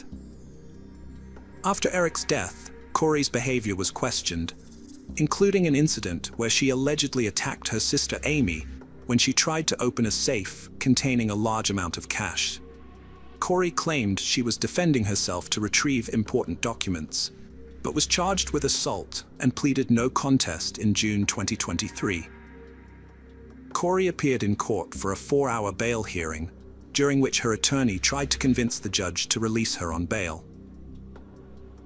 Prosecutors presented 3 witnesses and evidence to argue that Curry had poisoned her husband. One of the witnesses, a cell phone expert, testified about Google searches found on Curry's phone, including queries about retrieving deleted iPhone messages, FBI's ability to find deleted messages, and the lethal dose of fentanyl. However, Curry's attorney countered that these searches were conducted after her husband's death, as Curry sought answers to the accusations against her. The prosecution also questioned the lead detective about potential sources Curry might have used to obtain the drugs that killed Eric. According to the detective, a woman named Carmen Labba, who claimed to work as a cleaner for Curry's business and home, told investigators about a meeting that took place in early 2022. During a call, Curry asked Carmen to buy fentanyl pills for an investor with a back injury. Carmen, who had a history of drug-related crimes and was on probation, agreed to the request. She later told detectives that she purchased 15 to 30 fentanyl pills and met with Curry to exchange them for cash. This exchange happened on February 11, 2022, just 3 days before Valentine's Day. Around the same time, court documents suggest Curry tried to poison Eric with a sandwich. Carmen also told detectives that Curry contacted her again, looking for even stronger drugs. She said Curry paid her with a check this time. Specifically, Carmen claimed that Curry wrote her a check for $1,300 about a week after Eric's death. However, Curry's attorney questioned whether the check could have been payment for cleaning services instead, and the detective acknowledged that this was possible. Curry's lawyer tried to discredit Carmen by pointing out her criminal history, including 4 first-degree felonies, and suggesting that she might not be a trustworthy witness. The lawyer claimed that Carmen may have been coerced into saying she sold drugs to avoid a long prison sentence, as the detective allegedly told her she would face serious consequences if she didn't cooperate. The lawyer also asked if there was any physical evidence to prove Carmen had bought drugs. The detective admitted that they found no text messages showing Curry asking Carmen for drugs, and no witnesses came forward to confirm they had seen the exchange. At the bail hearing, Eric's sister spoke to the judge, expressing her family's distress over Eric's death, and their fear that if Curry was released on bail, he would cause them further pain.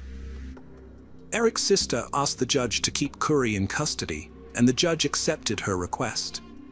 Meanwhile, Curry's family was upset because Curry was not allowed to leave jail before her trial and would have to stay there. They believed that Curry's time in jail was affecting her mental and physical health. In 2023, something serious happened to Curry while she was taking medicine given to her by the jail officials. She had a seizure and was quickly taken to the hospital from the jail. While Curry was in jail, she claimed that the officials gave her the wrong medication, which caused her to experience adverse effects. Fortunately, she recovered after being treated at a hospital. During her hospital stay, jail officials found a handwritten, unsent letter in her cell. They filed it into court records, claiming it was a note from Curry to her mother.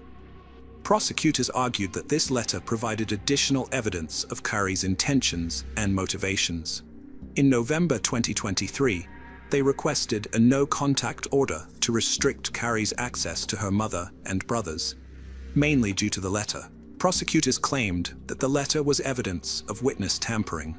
According to prosecutors, the letter instructed Corey's mother on how her brother Ronnie should testify in court. Specifically, Curry allegedly wanted Ronnie to claim that Eric had admitted to obtaining pain pills containing fentanyl from Mexico during his trip abroad. The letter also instructed Ronnie to obtain text messages from Eric discussing his drug use. Curry stressed the need to link Eric's Mexico activities to his alleged drug involvement. Despite this, she vehemently denied accusations that a letter was an attempt to tamper with witnesses, claiming it was a work of fiction she wrote as a fantasy story. The judge ruled in her favor, as the prosecution failed to prove witness tampering. Currently, Corey and Eric's family are fighting for custody of their 3 sons, who are living with one of Eric's relatives. Although Corey is in jail, she still gets to see her sons through twice-weekly video calls. While her family has not been allowed private visits with the children, they regularly attend their sports events and practices, which are open to the public. If convicted of poisoning her husband Eric with fentanyl, Corey faces a sentence of 25 years to life. Multiple civil lawsuits have been filed against Corey, all related to Eric's estate. A central issue in these cases is the custody of Eric's children. Eric's family thinks that Corey's family is motivated by a desire to control Eric's assets, as whoever gets custody of the children will also gain control of his money. Hello friends, welcome to our channel.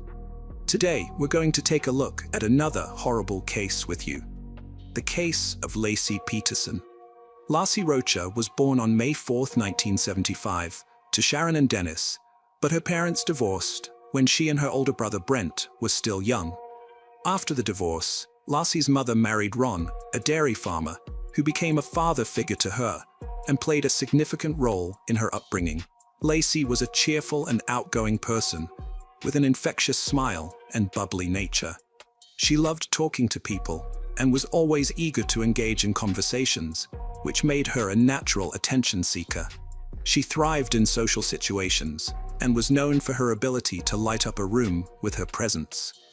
Growing up on a dairy farm, Lacey developed a strong connection with nature. She spent much of her childhood exploring the outdoors and enjoying the beauty that surrounded her. One of her favorite activities was gardening with her mother, which became a source of joy and fulfillment for both of them. Lacey's love for gardening would later influence her interests and career choices as an adult. Lacey was a cheerleader at Thomas Downey High School, which was a great fit for her outgoing and bubbly personality. She made a strong impression on her school and became the ideal cheerleader. After graduating, Lacey attended California Polytechnic University, where she studied ornamental horticulture due to her interest in plants and wildlife. Lacey frequently visited a friend who worked at a restaurant in Morro Bay. It was there that she met Scott Peterson, a co-worker of her friend. Lacey was immediately attracted to Scott and was smitten. She took the initiative and gave Scott her phone number. Scott quickly reached out, and they surprisingly hit it off during their first conversation. Scott then asked Lacey on their first date, a deep-sea fishing trip. However, things didn't go as planned for Lacey, who ended up getting seasick. After a rocky start, Lacey and Scott's relationship blossomed, and they eventually decided to live together. Before meeting Lacey, Scott had aspirations to become a professional golfer, but as their relationship progressed, his focus shifted, and he chose to pursue a career in business instead. Lacey graduated from Cal Poly in 1997, and Scott followed suit the next year. This milestone marked the beginning of a new era in their lives, full of promise and potential. On August 9, 1997, the couple tied the knot in Ayala Valley, San Luis Obispo County. The beautiful resort setting provided a stunning backdrop for their special day. Surrounded by friends and family, they celebrated their love and solidified their commitment to each other. After getting married, Lassie and Scott embarked on a new business venture, opening a sports bar called The Shack in San Luis Obispo, California. The Shack, owned by Lassie and Scott, started off slowly but eventually attracted a steady stream of customers, with weekends being particularly busy. After several successful years, the couple decided to sell the bar in 2000, seeking new opportunities despite its stable income. Following the sale, they moved to Lassie's hometown of Modesto, California, and purchased a 3-bedroom, 2-bathroom home in an upscale neighborhood in October 2000. Lassie took on a part-time job as a substitute teacher, while Scott worked for a European fertilizer company. Lassie devoted herself to supporting Scott, taking care of the home, cooking, and cleaning. She made sure their home was always warm and inviting. In 2002, the couple received exciting news. Lassie was pregnant, and they were expecting a baby. Lassie and Scott were expecting a baby boy, with a due date set for February 10, 2003. They had already chosen the name Connor for their unborn child. On December 24, 2002, Scott stated that he left their house at 9:30 a.m. to go fishing at the Berkeley Marina. Scott said he left Lassie at home on Christmas Eve morning with a busy day ahead of her. She was planning to watch a Martha Stewart show, clean the floor, bake Christmas cookies, and walk their dog, Mackenzie, at the park. However, one of their neighbors found Mackenzie wandering outside their home around 10:30 a.m. and returned the dog to their backyard. When Scott came home from fishing that afternoon, he said the house was empty, with Mackenzie in the yard, but no sign of Lassie.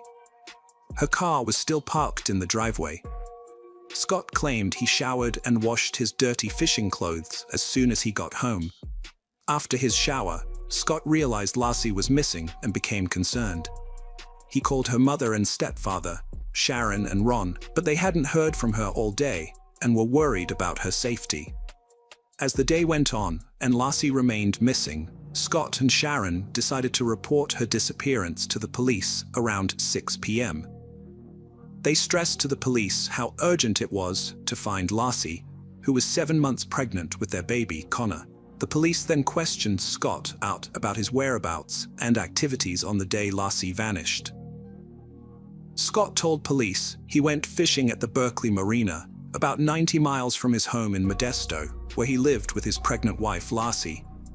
However, from the start, police suspected foul play in Lassie's disappearance. Initially, police didn't treat Lassie's case as suspicious after Scott and his mother-in-law filed a missing person report. Lassie's family defended Scott, and the couple seemed perfect, making it hard to imagine Scott harming his wife. As the investigation continued, police grew suspicious of Scott. About a month after Lassie vanished, they made a stunning discovery.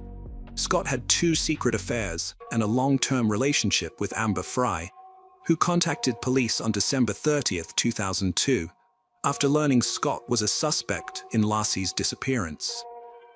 Amber said she met Scott on November 20, 2002, and thought he was single. 2 weeks before Lassie's disappearance, Scott told Amber that he was a widower and that the upcoming Christmas would be his first without his wife. This revelation raised suspicions among the police, who wondered if Scott had already planned to kill his pregnant wife. To gather evidence, the police asked Amber to make a recorded phone call to Scott, hoping to capture a potential confession. The police informed Lassie's family about Scott's infidelities, and it was when they showed Lassie's mother a photo of Scott and Amber together that she became convinced of his guilt. The search for Lassie was highly comprehensive due to the involvement of the police, her loved ones, and numerous volunteers. In the first 2 days alone, more than 900 people participated in the search efforts. During a press conference, a police officer working on Lassie's case raised concerns that she may not have left her house voluntarily on December 24, 2002. Lassie's disappearance sparked widespread media attention, with the tragic and intriguing tale of a beautiful young woman vanishing from her home on Christmas Eve, captivating the public's imagination. As the public sought answers and speculated about her disappearance, the spotlight on Lassie's case intensified. When Lassie Peterson vanished on December 24, 2002, a $25,000 reward was initially offered for information leading to her safe return. As the investigation yielded no leads, the reward was increased to $500,000 to boost awareness and gather more information. To keep Lassie's case in the public eye, posters were prominently displayed in Modesto, California, and a friend's husband created a website to spread the word.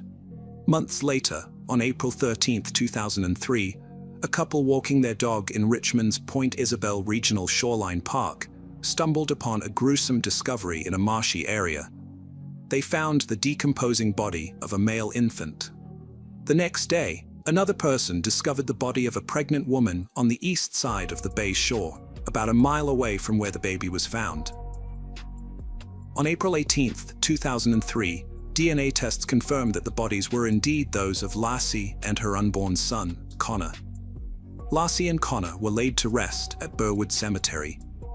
The autopsy revealed disturbing evidence.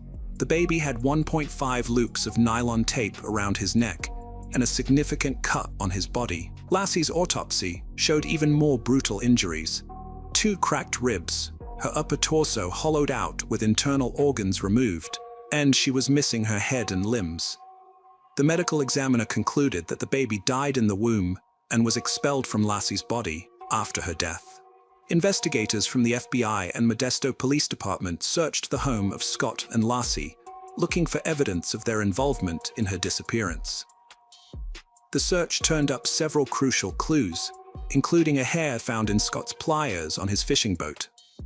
After analyzing the hair, the FBI matched it to Lassie's DNA. In addition to the home search, the FBI also thoroughly examined Scott's truck and warehouse, seeking any evidence linking him to Lassie's disappearance. The FBI searched Scott's boat and found a homemade anchor that he claimed was made from a 90-pound bag of concrete, which he had used to repair his driveway. However, the prosecution believed that Scott had created multiple anchors and used 4 of them to weigh down Lassie's body in San Francisco Bay. The bodies found in the bay were later identified as Lassie and Connor, leading to Scott's arrest near a golf course. Notably, Scott's appearance had changed significantly. His dark brown hair was now blonde. When arrested, Scott's vehicle was found to be packed with various items, including a large sum of cash, survival gear, and camping equipment.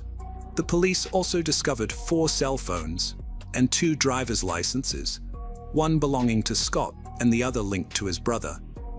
This evidence suggested to the police that Scott was attempting to flee the state. Scott's father offered an alternative explanation for the driver's license found in Scott's possession. According to his father, Scott had borrowed his brother's license to get a discount at a golf course. As for why Scott's car was packed, his father claimed it was because Scott was living out of his car to avoid the media, who were camping outside his house at the time. Scott's trial began in June 2004, a year after his arrest. During the opening arguments, the prosecution presented its case to the jury, arguing that Scott had killed Lassie because of his affair with Amber Frey. The prosecution highlighted Scott's suspicious behavior in the days leading up to and following Lassie's disappearance, pointing out inconsistencies in his statements to the police. Scott initially told the police he was fishing on the day Lassie went missing, but later told others he was golfing. The prosecution also noted that Scott asked the police if they had used cadaver dogs to search a park where Lassie was supposed to walk their dog, implying that Scott was aware of the potential crime scene and trying to cover his tracks. Scott's defense team presented a strong argument in court, highlighting that Scott's history of infidelity did not necessarily prove he was guilty of murdering his wife. They reasoned that Scott would not give up his life for someone he had only dated 4 times. The defense suggested that Lassie's hair might have been found in Scott's boat because she had visited the marina with him before. During the trial, 2 of Lassie's relatives testified that Scott showed no emotional response when his pregnant wife went missing. New evidence emerged when a realtor testified that Scott tried to sell their home in January, a month after Lassie's disappearance. Additionally, a salesman revealed that Scott traded in Lassie's car after she vanished. The prosecution viewed these events as incriminating evidence against Scott. Amber Fry, Scott's mistress, took the stand and shared details of their affair. The jury listened to secret recordings of Amber's phone calls with Scott, including one where he lied about being in Paris when he was actually attending a vigil for his missing wife. During the trial, a hydrologist and tide expert testified that it was possible for Lassie's body to have been dumped in the area where Scott claimed to be fishing on the day Lassie went missing. However, the defense team argued that there was a lack of credible evidence directly linking Scott to the crime. Their theory was that someone had kidnapped Lacey on Christmas Eve 2002, holding her captive until she gave birth to Connor, and then disposing of both bodies in the San Francisco Bay. The defense attorney emphasized that there was no concrete evidence to connect Scott directly to the crime, and that other suspects could have been responsible. A significant issue arose during the trial when a juror was removed and replaced with an alternate due to misconduct. The dismissed juror had conducted unauthorized research on the case, violating legal procedures. Additionally, the foreman of the jury asked to be removed, and it was determined that his removal was necessary to ensure a fair and just trial. On November 12, 2004, a California jury found Scott guilty of 2 murder counts: first-degree murder for killing his wife Lassie, and second-degree murder for killing their unborn son Connor. The charge of first-degree murder for Lassie's killing carried special circumstances because of the involvement of the fetus, making Scott eligible for the death penalty. After his conviction, the trial entered the penalty phase to determine his punishment. In this phase, the jury considered various factors, including Scott's prior criminal history, circumstances that aggravated the crime, and circumstances that mitigated it. The jury unanimously agreed that Scott should receive the death penalty. After reviewing the evidence, the judge upheld the jury's verdict. He concluded that Lassie's murder was cruel, uncaring, heartless, and callous, which led to Scott being sentenced to death. As is automatic in such cases, the sentence was appealed, and the California Supreme Court heard the case in June 2020. During the appeal, Scott's lawyers presented several arguments. They claimed that some potential jurors were unfairly dismissed, that 2 jurors were improperly allowed onto Scott's boat, and that the trial should have been moved to a different county due to biased questionnaire results, which showed that almost half of the potential jurors thought Scott was guilty before the trial even started. The state countered that there was no evidence to support the claim that any juror was unfairly dismissed, and that none of the 12 jurors who ultimately decided Scott's fate were biased. In August 2020, the United States Supreme Court upheld Scott's conviction, but overturned his death sentence. In 2004, a judge resentenced Scott to life in prison without parole, which led to his transfer from San Quentin State Prison to Mule Creek State Prison in Ione, California. Around the same time, on April 1, 2004, President George W. Bush signed the Unborn Victims of Violence Act, UVVA, into law. Lassie's mother and stepfather attended the signing ceremony. Lassie and Connor's law was designed to provide legal protection for unborn children in cases where their mothers were victims of violence. The legislation recognizes the unborn child as a separate legal entity from their mother, making it a crime to harm or kill the unborn child during an attack on a pregnant woman. The law acknowledges that an unborn child is a victim of violence and deserves the same rights and protections as any other human being. Hello friends, welcome to our channel. Today we're going to take a look at another horrible case with you. The case of Alex Murdaugh. Alex Murdaugh attempted to follow in his family's footsteps by pursuing a law degree from the University of North Carolina, where he met his future wife, Margaret Maggie Branton. They started dating in 1991 and got married 2 years later. on August 14, 1993, at the Second Presbyterian Church in South Carolina. Alex and Maggie had two sons, Richard Buster Murdaugh and Paul Murdaugh. Alex joined his family's law firm, PMPD, as a personal injury attorney, aiming to continue his family's legacy. However, unlike his ancestors, Alex misused the power and influence his family's firm provided, covering up financial crimes, theft, and possibly even murder. For over a decade, Alex's dishonest dealings went unnoticed until his youngest son, Paul, was involved in a fatal boating accident. This incident was the latest in a series of suspicious deaths surrounding the Murdaugh family, leading people to speculate that these accidents were not coincidental and were instead part of a larger cover-up, given the family's history and resources. Here's what happened on February 23, 2019. Paul Murdaugh, fresh out of high school, took his family's boat to Pookas Island for a party with friends. The group, including his girlfriend Morgan Dowie, Anthony Cook, and Miley Allman, wanted an unsupervised night of fun. They planned a house party and oyster roast on the island. To make the night complete, Paul used his older brother's ID to buy beer and hard liquor. They left the Murdaugh River House around 7 p.m. and continued partying until midnight. Feeling restless, Paul suggested driving the boat to downtown Beaufort, where he and his friend Connor had 2 rounds of shots at around 1 a.m. As they headed back to the boat, a surveillance camera caught a tender moment between Anthony and Mallory. Paul, who was heavily intoxicated, started acting strangely on a boat ride with friends. At 1:15 a.m., the group got back on the water, but things quickly spiraled out of control. Paul drove the boat in circles, showing signs of intoxication, and got into an argument with the others. Anthony wanted to get out on a nearby rock, but Paul refused. GPS footage later showed that the boat's speed increased at some point. Although Paul denied deliberately speeding up, he was in control of the wheel. The boat crashed into Arrow Creek Bridge at 2:20 a.m., throwing Mallory into the water. The others were severely injured. Connor broke his jaw, and Morgan's hand was badly hurt. Connor called 911, and help arrived soon after. When the deputy sheriff arrived, he saw blood in the main compartment and a large split in the hull from the impact. All the teenagers involved were extremely drunk, and everyone except Anthony required hospital treatment.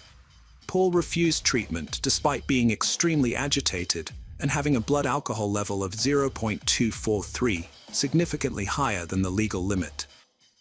The search for Mallory's body took 8 days, and she was found to have died from a combination of blunt force trauma to the head and drowning. Despite multiple eyewitnesses stating that Paul was out of control while driving the boat, he was not arrested or charged. This led to rumors that Alex Murdaugh had used his influence to protect his son from justice. In March 2019, the Murdaugh family was served with a wrongful death lawsuit. Mallory's family alleged that Paul's mother, Maggie, was aware that her son was drunk when they went boating, and that Buster had helped them obtain fake IDs to buy alcohol.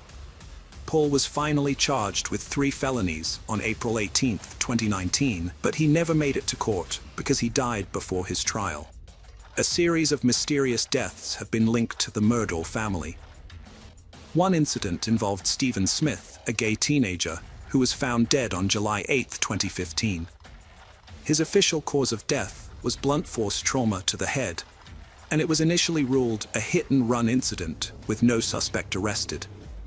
However, Stephen's mother believed he was the victim of a hate crime. There were rumors that Stephen was in a relationship with Alex Murdaugh's oldest son, Buster, and that Buster might have been involved in Stephen's death. Gloria Satterfield, the Murdaugh family's longtime housekeeper, died on February 26, 2018, due to complications from a severe head injury. Alex Murdaugh claimed that his dogs had caused her to trip and fall, but there was no autopsy to confirm this account. The case was reopened on March 22, 2023, and it was revealed that Gloria's death was actually a murder, although no suspects have been named. Alex Murdaugh's family was involved in a wrongful death lawsuit after his housekeeper, Gloria Satterfield, died in 2018. The lawsuit resulted in a $4.3 million insurance policy settlement, but the money never reached Satterfield's sons.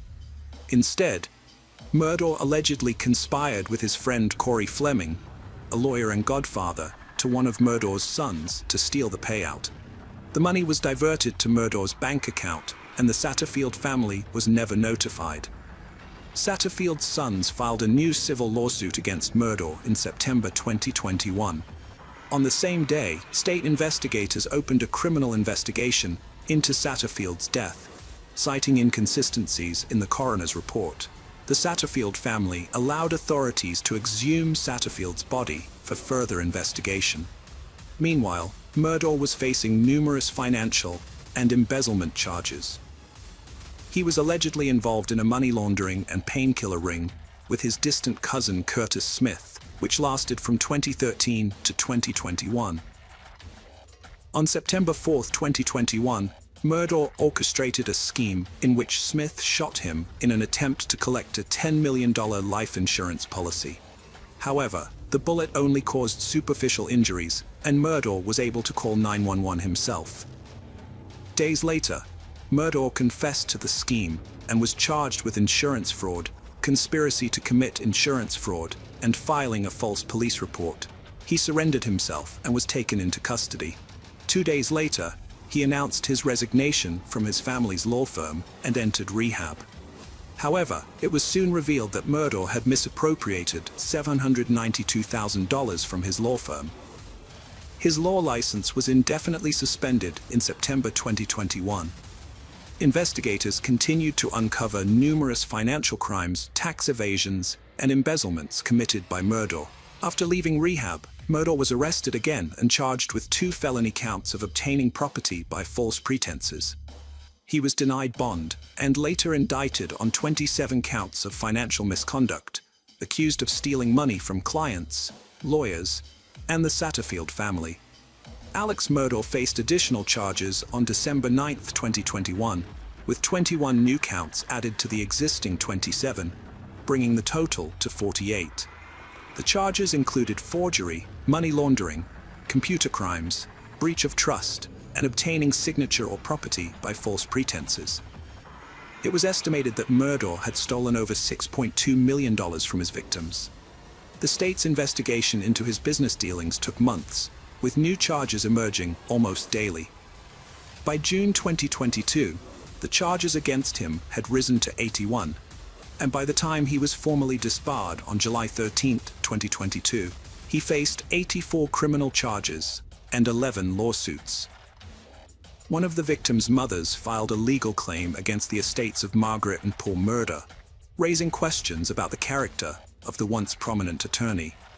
Could he be hiding something even more sinister, such as the murder of his wife and son? What could have been his motive? The South Carolina Law Enforcement Division, SLAD, revisited the double murder case, considering new information gathered during the investigation into Murdaugh's financial crimes. They discovered that Alex and Maggie Murdaugh's marriage was troubled, and Maggie was living apart from her husband at their beach home on Edisto Island. Maggie's sister, Marion Proctor, told law enforcement that Maggie had not planned to see Alex on the night of the murders. Alex had asked Maggie to meet him at the family's hunting lodge, where she and her younger son were later found shot dead near the dog kennels. Alex claimed to have taken a long nap before leaving to visit his ailing mother, who suffered from dementia. He stated that he was away for 45 minutes to an hour and a half, and found his wife and son dead upon his return. However, law enforcement suspected that Alex's timeline was questionable and lacked a clear motive for the murders.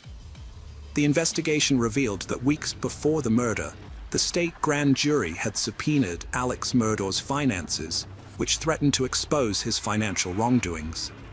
Additionally, his law firm had discovered his misappropriation of company funds, and he was confronted about it on June 7, 2021, the day of the murder.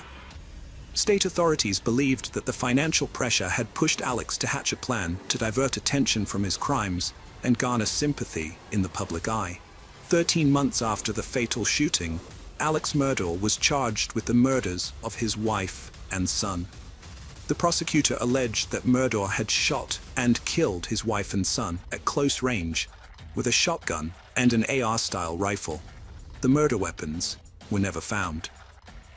Murdaugh's defense team argued that two shooters were involved due to the different weapons used. Expert witness testimony suggested that the shooter was likely between 5'2" and 5'4" tall, which ruled out Alex Murdaugh as a suspect due to his 6'4" height. However, under cross-examination, the expert admitted that there were other possible explanations for the bullet trajectory beyond the shooter's height. The investigation revealed that Maggie was shot with .300 blackout ammunition from an AR-style rifle, and a box of this ammo was found at the Murdaugh family estate. Prosecutors argued that Alex killed his wife and son to gain sympathy and avoid accountability for his financial crimes. Alex's lawyers countered that this didn't make sense, as it would only shift attention to himself and put him in the spotlight of a murder investigation. Alex was a person of interest from the start of the investigation, but his lawyer claimed he had an ironclad alibi for the night of the murders and no motive to kill his family.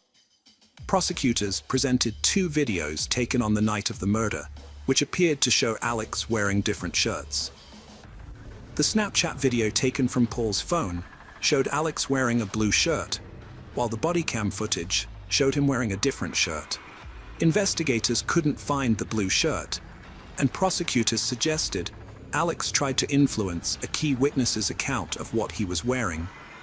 Cell phone data and testimony from Alex's mother's caregiver confirmed that Alex was only at his mother's home for 15 to 20 minutes, contradicting his claim of staying for 45 minutes to an hour and a half. The most crucial piece of evidence was a video found on Paul's phone, recorded at 8:44 p.m., just minutes before the murders. The video featured the voices of Paul, Maggie, and Alex, placing Alex at the scene of the crime. This contradicted his previous alibi and confirmed his presence at the dog kennels where the murders occurred.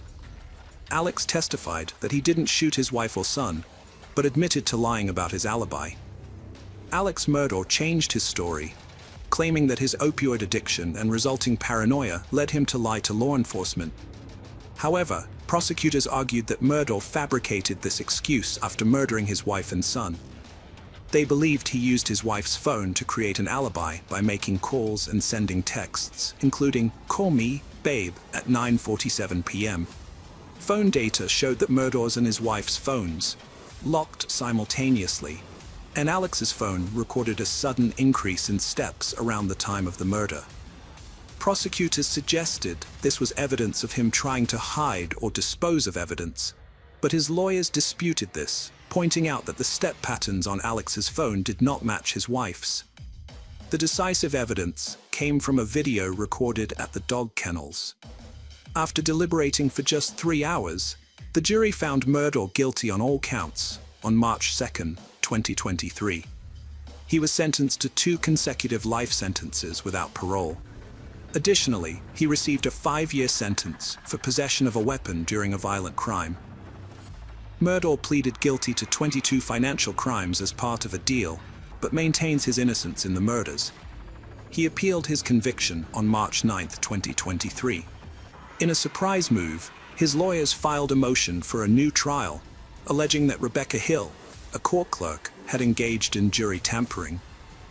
Hill denies the allegations, which include advising jurors to disregard Murdaugh's testimony and other defense evidence, pressuring them to reach a quick guilty verdict, and misrepresenting critical information to the trial judge. A hearing is scheduled for Murdaugh's lawyers to present evidence and witnesses to support their claim. However, a judge has not yet been assigned to preside over the hearing. With over 100 financial and drug crime charges pending, as well as multiple lawsuits, it is clear that the Alex Murdaugh case is far from over. Welcome to our channel. Today we're going to take a look at another horrible case with you, the case of Jacqueline Vandergriff. Born on March 4, 1992, in Carrollton, Texas, Jacqueline "Jackie" Vandergriff was the younger of 2 daughters. She grew up in the Colony, Frisco, Texas, surrounded by her loving family. Before she could even walk, Jackie demonstrated a natural talent for gymnastics by learning to somersault. This early start sparked a passion that would drive her future success. Recognizing her potential, her parents enrolled her in gymnastics classes at just 3 years old. As she grew, she refined her skills and enthusiastically participated in various competitions. Those who knew Jackie described her as a kind and empathetic person with a heart of gold. She genuinely cared about others and was a loyal friend who inspired those around her to be their best selves. Her presence brought comfort and joy to everyone she met, whether through words of encouragement or simply being a listening ear. Jackie's kindness knew no bounds, extending far beyond her human relationships to encompass a deep love for all living beings.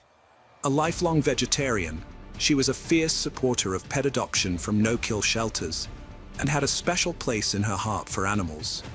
In her free time, Jackie was an avid reader and found solace in the magical world of Harry Potter, her favorite book series. Music was another one of her passions, with an eclectic taste that ranged from Pink to James Taylor and Rob Thomas. She was especially fond of musicals, with Rent being her absolute favorite. She would attend every performance that came to town. After graduating from Wakeland High School in Frisco, Jackie decided to pursue her passion for beauty by enrolling in the Paul Mitchell School for Cosmetology. Jackie Vandergriff pursued her passion for beauty and wellness by becoming a licensed esthetician. She then took her education to the next level by enrolling at Texas Women's University, where she majored in nutrition and food science. Her goal was to help others understand the importance of good nutrition and make healthy lifestyle choices. With a bright future ahead, Jackie seemed destined for success. She was on track to make a positive impact in the world. Tragically, her life was cut short in the summer of 2016 when she had a fatal encounter with a dangerous individual. Upon arriving at the scene, the officer found a worn footpath in a wooded area and followed it to a burned-out patch of land. There, he discovered a plastic blue kiddie pool containing a body that had been set on fire, making it unrecognizable. Due to the severity of the burns, it was impossible to determine the body's identity, including its age, gender, race, or any other distinguishing features. The remains were taken to the medical examiner's office for further examination. Later, fingerprint identification revealed that the body belonged to 24-year-old Jackie Vandergriff. As detectives investigated Jackie's final hours, they discovered that she was last seen in Denton, near College, where she visited 2 bars, Fry Street Public House and Shots and Crafts. While waiting for security footage from these establishments, the medical examiner performed an autopsy on Jackie's body. The examination revealed that Jackie was killed, dismembered, decapitated, and set on fire, with further mutilation occurring after her death. The most disturbing aspect of Jackie's murder was the removal of her heart from her body. As news of her death spread throughout Denton, the detectives started receiving numerous tips from people who reported seeing a suspicious individual lurking around the crime scene where a fire had been set. After further investigation, the detectives were able to acquire CCTV footage from 2 bars that Jackie had visited in the hours leading up to her murder. At 7 p.m., a man entered the Fry Street Public House and had a drink at the bar. An hour later, Jackie walked in and struck up a conversation with the bartender and the man. Security footage showed their interactions, suggesting a potential connection between them. About 45 minutes after arriving at the bar, Jackie tweeted, "Glad I decided to get off Tinder and walk to a bar." Later, Jackie and the man left the bar together and headed to Shots and Crafts, where they socialized with a group of women. At around 9:45 p.m., Jackie and the man departed Shots and Crafts together. Surveillance cameras tracked their movements, showing them arriving at a convenience store where his car was parked. Jackie got into his vehicle, and that's the last time she was seen before her murder. The detective interviewed the bartender at the Fry Street Public House, where Jackie had applied for a job, and had a friendly conversation with the bartender and a male customer. Although the bartender couldn't provide any information about what happened to Jackie and the man after they left the bar. The investigation led the detectives to Shots and Crafts, where security footage showed Jackie and the man together. One of the women at the bar recalled receiving a business card from the man, who was a personal trainer. She had exchanged contact information with him because she was interested in fitness.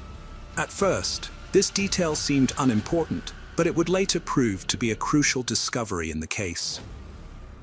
After handing over the card, she willingly shared the information with the investigators. The card belonged to Charles Bryant. Meanwhile, the detectives had obtained security footage from Walmart, taken at 4 a.m., showing Charles buying a shovel. The detectives then launched a thorough investigation into Charles Bryant's identity, as he was the last person seen with Jackie before her murder. The results were deeply disturbing. Charles Bryant, a 29-year-old man, lived 20 miles away from Denton, but he was drawn to the city for a specific reason. He was desperate to rekindle his relationship with his ex-girlfriend, Caitlin, who lived in Grapevine and attended the University of North Texas. 3 months prior, Caitlin had met Charles at her home in Grapevine, where she worked as a server at a restaurant. On her high school graduation day, Charles stood out from the high school boys Caitlin knew. He was almost a decade older, in his late 20s, and had a muscular physique covered in tattoos. Working as a personal trainer and bartender, Charles had accumulated unique skills and traits that fascinated Caitlin. In the summer of 2016, Caitlin spent most days with Charles at Grapevine Lake. As they spent more time together, their attraction grew, and Caitlin was drawn to Charles's mysterious personality. However, not everyone was pleased with their relationship. Caitlin's mother noticed the significant age difference between them as they grew closer. Caitlin's mother asked to see a photo of Charles, wanting to understand her daughter's relationship better. Although initially open-minded, she felt uneasy when she saw his piercing eyes, sensing something evil. Growing increasingly worried about Caitlin's well-being, her mother voiced her concerns, advising her to reevaluate her relationship with Charles. Caitlin ignored her mother's warnings, brushing them off as typical parental worries. She was blind to the danger signs beneath the surface of her innocent-sounding romance. Unbeknownst to her, her harmless feelings were about to escalate into a terrifying experience.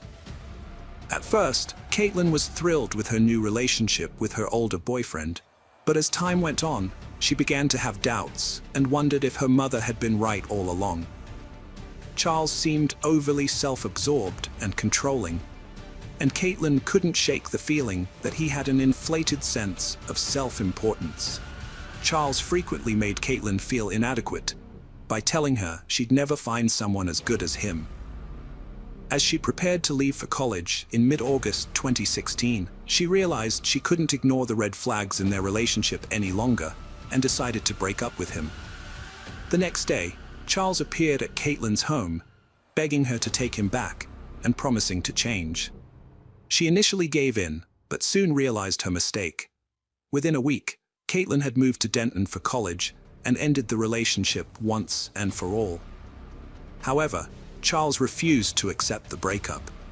On August 24th, police stopped him on the University of North Texas campus due to his suspicious driving. Although they initially suspected he was driving under the influence, his blood alcohol level was within the legal limit. Instead, they found he had several outstanding warrants, arrested him, and later released him after several hours. After their breakup, Charles showed up at Caitlin's dorm room at the University of North Texas, which he had somehow found. Caitlin called 911, and by the time the police arrived, Charles was gone. When the officer asked Caitlin what happened, she explained that she had ended their relationship because she was tired of how Charles treated her and spoke to her. Despite this, Charles refused to accept the breakup. The police issued a temporary no trespass order, banning Charles from the UNT campus. However, Charles was determined to find a way to reach Caitlin, even if it meant ignoring the restrictions. On August 31st, Charles found Caitlin on her first day at a new job. When Caitlin saw him, she told him to leave.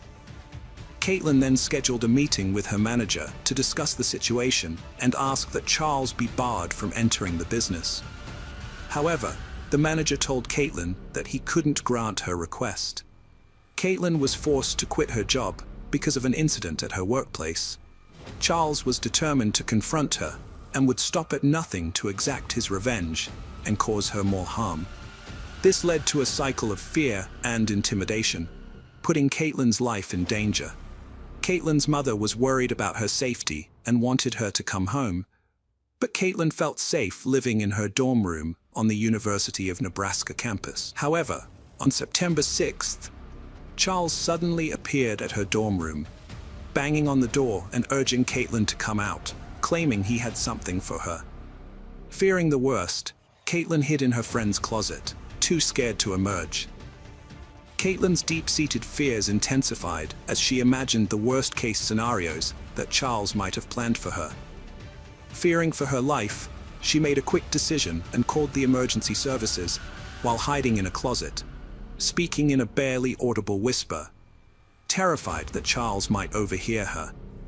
Despite the dispatcher's efforts, Caitlin's voice was hardly audible due to her overwhelming fear. Meanwhile, the police arrived at the scene, but Charles had already escaped.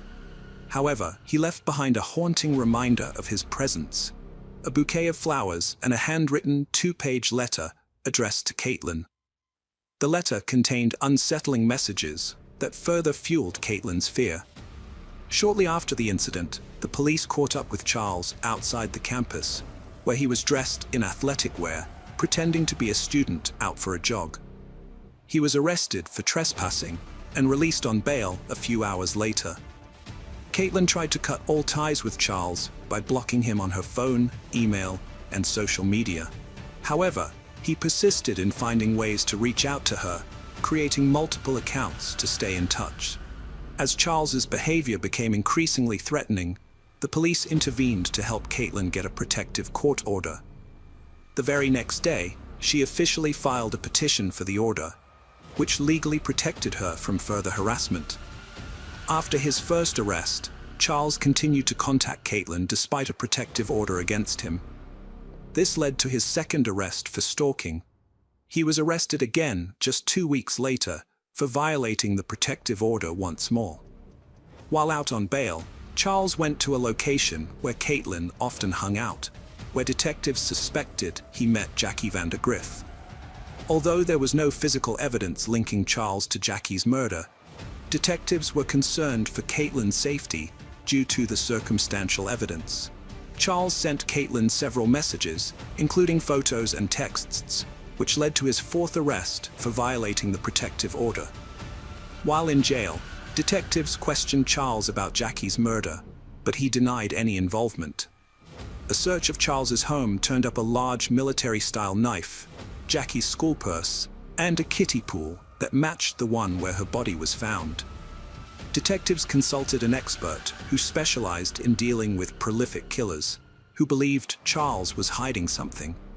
The expert used a friendly and casual approach to try to gain Charles's trust and get him to talk about the crime.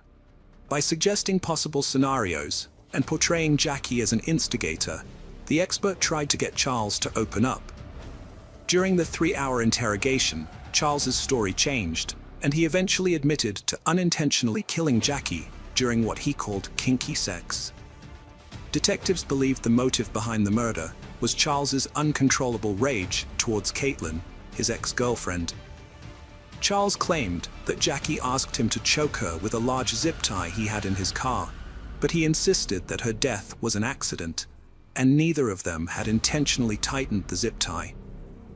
After the interview, Charles Bryant was arrested and charged with Jackie Vandergriff's murder. Following his arrest, Charles's ex-girlfriend Caitlin went on social media and checked Jackie's Facebook page, only to discover that they were already friends. This discovery made Caitlin remember receiving a friend request from Jackie's Facebook page on the day Jackie's body was found, before Caitlin knew about the case. Caitlin became convinced that Charles, the prime suspect in Jackie's murder, must have used Jackie's phone to send her the friend request. Christy, who had met Charles on a dating app, was shocked to learn that he had been charged with murder. In her brief time with Charles, she noticed several red flags. He was quiet and reserved, but he became attached to her quickly. When she ended their relationship, Charles persisted, professing his love, despite never having kissed. Christy, who worked with abused children, recognized patterns in Charles's behavior that were similar to those she had seen in her young clients. She suspected that Charles might have been a victim of child abuse. One day, she gathered the courage to ask him directly. To her surprise, Charles admitted to having experienced childhood trauma. The police couldn't find any evidence to support Charles's claims of being abused. Despite this, Christy believed him because she thought he was a kind person and felt sorry for him. She kept in touch with him, but from a distance, and never thought he was capable of murder. Jackie's autopsy didn't provide many answers, such as how she died or where she was killed before her body was dismembered and set on fire. This lack of evidence made it difficult for the prosecution to build a strong murder case, as many key questions remained unanswered. Charles admitted to getting rid of Jackie's body after she died accidentally during rough sex. Although he confessed to disposing of her body, he denied killing her. The prosecution wanted Charles's ex-girlfriend, Caitlin, to testify about his history of stalking and violent behavior. They hoped to show a connection between his anger towards Caitlin and his eventual murder of Jackie, who bore a strong resemblance to Caitlin, as Charles himself acknowledged during questioning. Caitlin testified in court without a jury present, but when asked to identify Charles, she was hesitant and uncomfortable. She eventually pointed him out, commenting on his smirk. After testifying, Caitlin left the courtroom and broke down in tears, overcome with emotion. The judge later ruled that Caitlin would not be allowed to share details about her past relationship with Charles in front of the jury. A year and a half after Jackie's death, Charles went on trial for her murder in April 2018. However, Jackie's best friend couldn't bring herself to attend the trial, finding the thought of facing Charles in person too distressing. Hello friends, welcome to our channel. Today we're going to take a look at another horrible case with you, the case of Rachel O'Reilly. Rachel O'Reilly was born in 1974 in the northern outskirts of County Dublin, Ireland.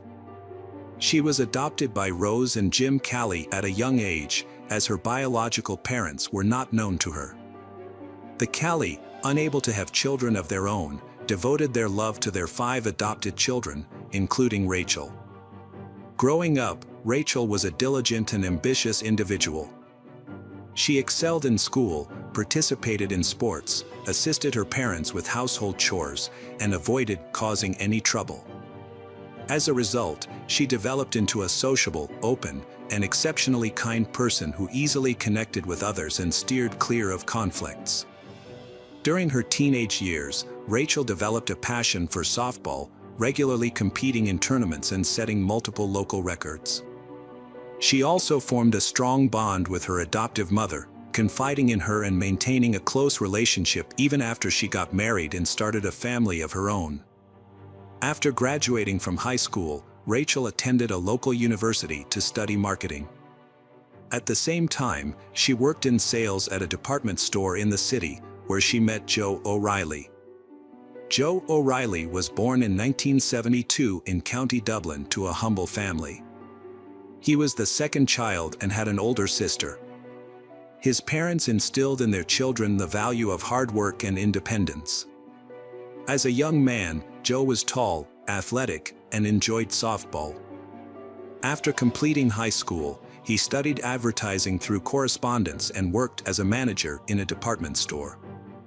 It was at this department store that he met Rachel, who started working there a few months after Joe. At the time of their meeting, Joe was 19 and Rachel was 17. Joe was immediately drawn to Rachel, taking the initiative to introduce himself to Rachel. Her petite stature and bright smile captivated him. Joe was interested in taking Rachel on a date, but she refused for reasons unknown. Despite this, Joe continued to try to win her over by giving her compliments and surprising her with small gifts like flowers and chocolates at work. However, Rachel remained unresponsive to his efforts. Joe read Rachel's favorite book to find a common conversation topic, but things only improved when Joe discovered Rachel's passion for softball. He joined her at the stadium, walked onto the field during practice, and participated in the game. With his experience and skills in softball, Joe led the team to victory, finally impressing Rachel and having a date. Their relationship progressed quickly. He surprised Rachel with a trip to Paris, where he proposed on the Eiffel Tower. Rachel couldn't resist and agreed to marry him, thinking she had found a fairy tale prince. Years later, they married and had 2 sons. They moved to the Scottish province of Null, purchasing a cozy home perfect for raising their children. After the birth of their eldest son, Rachel left her job to care for her husband and child. 2 years later, they had a second son. At work, Joe demonstrated his capabilities as a reliable, skilled, and diligent specialist. He was always punctual, arriving first and leaving last when necessary. Joe also prioritized fitness, often visiting the gym before work, and even had exercise equipment at home. As their children grew older and started attending kindergarten, Joe's wife Rachel sought to supplement their income. She became a distributor for a well-known cosmetics company and sold household items. This new role allowed her to interact more with their neighbors, who appreciated her kindness and openness. However, as time passed, Joe's presence at home became increasingly scarce. He would only return to sleep, shower, and change clothes, attributing his absence to his demanding job and anticipated promotion. Despite his wife's support, they began to drift apart, and their family relationship declined significantly. In the summer of 2004, a disturbing incident occurred. An anonymous individual sent a letter to Child Protective Services, falsely accusing Rachel of being a bad mother and mistreating her 4- and 2-year-old sons. As a result, a special commission visited the family's home to investigate the allegations. Despite finding no evidence of wrongdoing and receiving positive testimonials from relatives and neighbors about Rachel's parenting, the letter tarnished her reputation. On Monday, October 4, 2004, Rachel's day began normally. Her husband, Joe, left for work at dawn while she and their sons were still asleep. Throughout the day, Joe attempted to contact Rachel several times via text and phone calls, but she didn't respond. He then called their home phone, leaving a worried message on the answering machine, asking Rachel to call him back as soon as possible. In the afternoon, Joe received the concerning call from the kindergarten teacher, informing him that Rachel had failed to pick up the children, which was unprecedented. Joe called his mother-in-law to ask if she knew where Rachel was. When she said she didn't know, Joe asked her to go to their home to check on things. At the same time, Joe went to pick up the kids from kindergarten. When Rose arrived at her daughter's house, she saw Rachel's car in the yard, so she knew Rachel was home. However, the house was dark and quiet, and Rachel didn't answer when Rose called out to her. The first thing Rose noticed was the chaotic state of the house, with cabinets and drawers wide open and their contents scattered all over the floor, resembling a robbery scene. However, Rachel was nowhere to be found. As Rose's mother entered the bedroom, she was met with a horrifying sight. Rachel lay on the floor in a massive pool of her own blood, which was splattered everywhere, on the walls, furniture, and even the ceiling. Rachel's hair was bloody and matted, with her skull visible in some areas. Rose rushed to her daughter, hoping against hope that she might still be alive. But upon touching Rachel's arm, she realized it was cold and stiff, indicating that Rachel had been dead for several hours and that there was no possibility of saving her. Overwhelmed by grief, Rose started screaming and calling out for help before dashing to the phone to dial the police. Her cries for help attracted the attention of the neighbors, including a doctor, who hastened to the scene. He was the first to examine Rachel's body, confirming that she was beyond help. By the time Joe arrived, a crowd had gathered outside the house. Upon learning of his spouse's death, Joe was consumed by anguish, screaming in disbelief as he rushed inside. In the bedroom, beside his wife's lifeless body, Rachel became unhinged. He cried, screamed, and vowed to avenge his wife's brutal murder. The police officers who arrived at the scene described it as the most horrific attack on a defenseless woman they had ever encountered. The murder weapon was likely a heavy, blunt object used with extreme force to inflict severe injuries on Rachel. The attack was so vicious that Rachel's body showed no signs of attempting to defend herself, suggesting she was caught off guard from behind. While the crime scene resembled a robbery, investigators suspected a personal motive or intense hatred due to the brutality of the attack. However, it was unclear who could harbor such animosity towards a young, petite mother of two. The investigation began with interviews of Rachel's family members and neighbors, who all claimed she had no enemies and was well-liked by everyone. None of the neighbors reported seeing anything suspicious on the day of the murder, including strange cars or individuals near the victim's house. Joe, Rachel's husband, stated he had spent most of the day at a bus depot on the other side of town for work and had a coworker who could confirm his alibi. The coworker corroborated Joe's statement, but the police couldn't shake off their lingering doubts. The scene resembled a robbery, yet nothing of significant value was missing. A sum of €1,000 lay untouched on the bedside table in plain sight, and another stash in the kitchen cupboard was also left undisturbed. In the dressing table, a jewelry box was found, but only a pair of chains and earrings were missing, discovered separately in a drawer. Joe reported that a digital camera, silverware, and one of his dumbbells, likely used as the murder weapon, were also missing. The whole situation seemed bizarre. The house was ransacked, the landlady brutally murdered, all for seemingly trivial items. When questioned by the police, Joe appeared distraught, crying, shaking, and feverish. However, one investigator later noted that Joe's state seemed more like nervous excitement than genuine grief or shock. Joe's behavior became even more suspicious when asked about the possibility of his wife having an affair.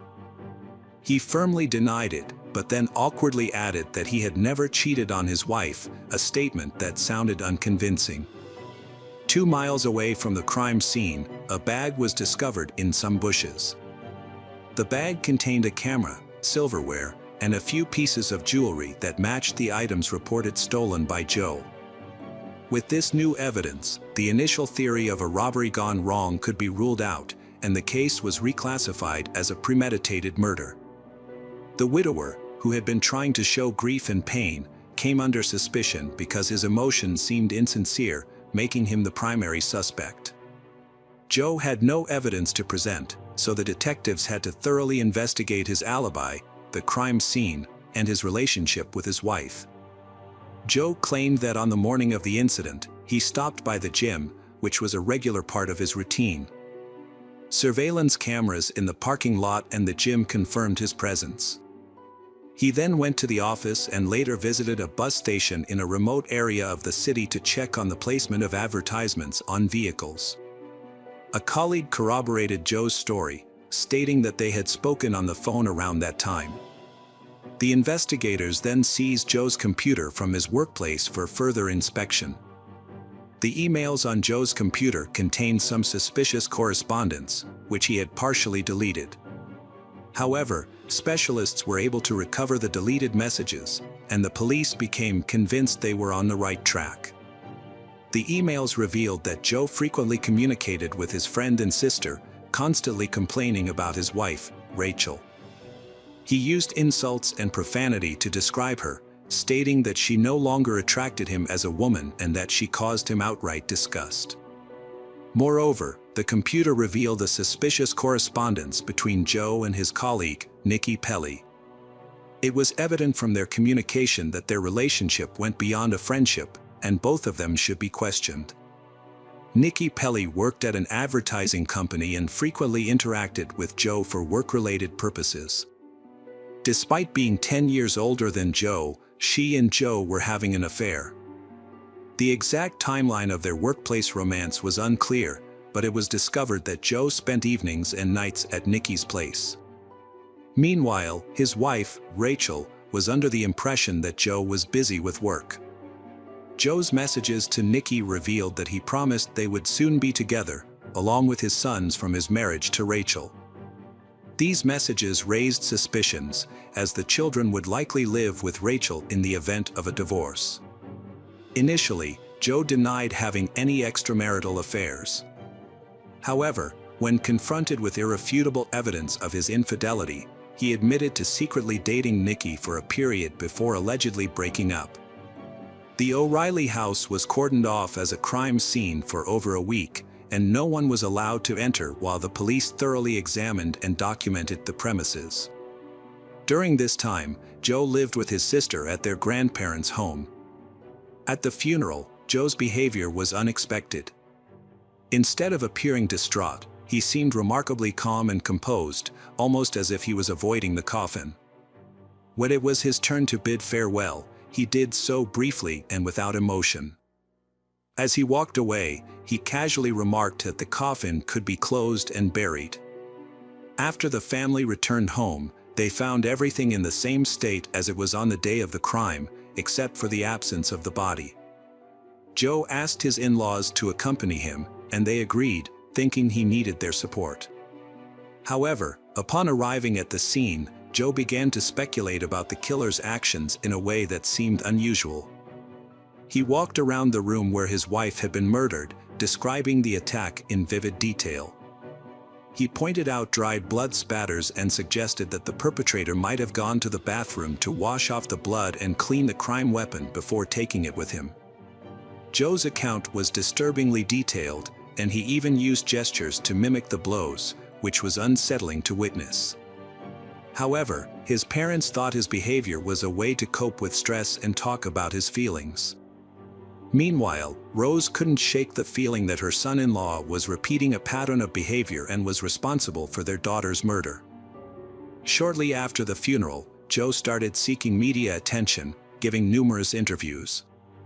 He invited reporters to his home, giving them a tour of the crime scene and describing what happened. On camera, Joe would address the killer, urging them to surrender to the police. 3 weeks after the tragedy, the family agreed to participate in a TV program about the crime. While Rachel's parents were overcome with grief, Joe acted like a celebrity on set. He chatted with the makeup artists, asked about his on-camera appearance. The police, who still suspected Joe, and followed him and discovered he went to see his mistress, Nikki, after the TV show. By then, they were convinced he was the killer and focused on gathering evidence for the court. Gathering evidence was a lengthy, complicated, and painstaking process, mainly because the key piece of evidence, the instrument of the crime, was never found. However, other crucial evidence was collected. The first to testify were Nikki, Joe's mistress, and the colleague who had previously confirmed Joe's alibi. Both faced potential jail time for perjury and decided to come clean to avoid risking their freedom. Nikki revealed that she and Joe had never actually broken up, despite their earlier claims. In fact, their ongoing relationship had been discovered by Rachel, leading to a major argument between the spouses on the eve of the tragedy. The colleague, on the other hand, admitted that he wasn't entirely sure if Joe was at the bus station on the other side of the city at the time of his wife's murder. He had simply corroborated Joe's story as a favor, without realizing at the time that Joe was a suspect in the crime. Investigators also recovered incriminating correspondence from Joe's computer, including messages where he insulted his wife and made plans for a future with Nikki and their children. Furthermore, after reviewing numerous interviews with Joe and footage from a TV program, police concluded that he had described the crime in disturbing detail, suggesting that only the perpetrator could have known such specifics. Joe's careless comments helped investigators piece together the events of the crime. He began the day by intentionally making an appearance at the gym, ensuring he was captured on camera. Later, he informed his colleagues that he would be working in a different part of the city, and his phone might be out of range. However, instead of heading to the bus station as he claimed, he returned home and armed himself with a dumbbell. He lay in wait in the marital bedroom for his wife, who had taken their children to kindergarten. When she arrived, he launched a surprise attack from behind, leaving her no chance of escape. After the murder, Joe, who later confessed, washed the blood off himself and the dumbbell in the adjacent bathroom. Joe changed his clothes and scattered his belongings to make it look like a robbery. He then went to work, getting rid of the evidence along the way. In an attempt to create an alibi, he called his wife's cell phone, sent her messages, and left voicemails, pretending she was still alive. At work, he acted strangely, appeared overly excited, and had shaky hands. His colleagues noticed this and asked if he was okay, but he seemed confused and rushed to his office. Shortly after, the daycare center called to inform him that his daughter hadn't been picked up. Instead of rushing home, he sent his mother-in-law to the house, where she would be the first to discover her daughter's disfigured body. Joe thought he had covered his tracks and that his guilt would be impossible to prove. However, his desire for fame and public attention ultimately led to his downfall. Despite most of the evidence being circumstantial, Joe was arrested 2 years after committing the crime. The key to proving his guilt lay in reconstructing his movements on the day of the crime, using data from a cell phone that he always carried with him.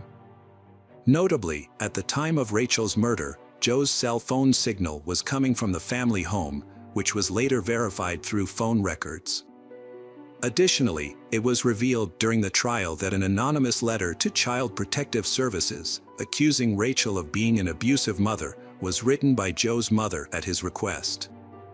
Joe had been trying to discredit his wife, as he knew he would not be granted sole custody of their children in the event of a divorce.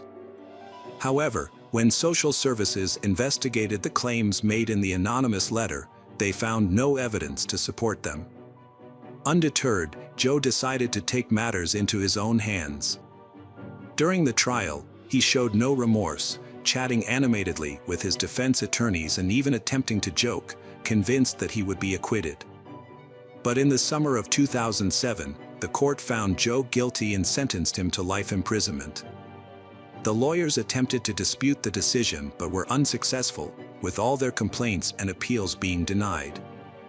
Joe and Nikki's relationship continued even after he was imprisoned. She regularly visited him for many years, but they stopped communicating in 2022 for unknown reasons. Throughout his imprisonment, Joe O'Reilly maintained his innocence. He became a well-behaved inmate, avoiding any issues in the hopes of becoming eligible for parole in the future. Hello friends, welcome to our channel. Today we're going to take a look at another horrible case with you, the case of Minhaz Zaman. Minhaz Zaman, a Canadian with a promising future. However, instead of attending York University to study mechanical engineering, he chose to deceive his parents and live a lie. As the expected graduation date drew near, maintaining this double life became increasingly difficult, severely impacting his mental state. This ultimately led to the tragic outcome of him murdering his entire family. In an attempt to gain attention, Minhaz posted photos of his crime on his Discord channel. Initially, many believed it was a joke, but it soon became clear that the photos were genuine. Discord's anonymous features allowed Minhaz to hide his true identity, making it challenging for users to uncover his real name, age, and location. In Bangladesh, a country plagued by poverty and overpopulation, many sought a better life abroad. Manaras, born in 1971, felt an insatiable desire to improve his circumstances. Despite the country's rapid development, Manaras yearned for more.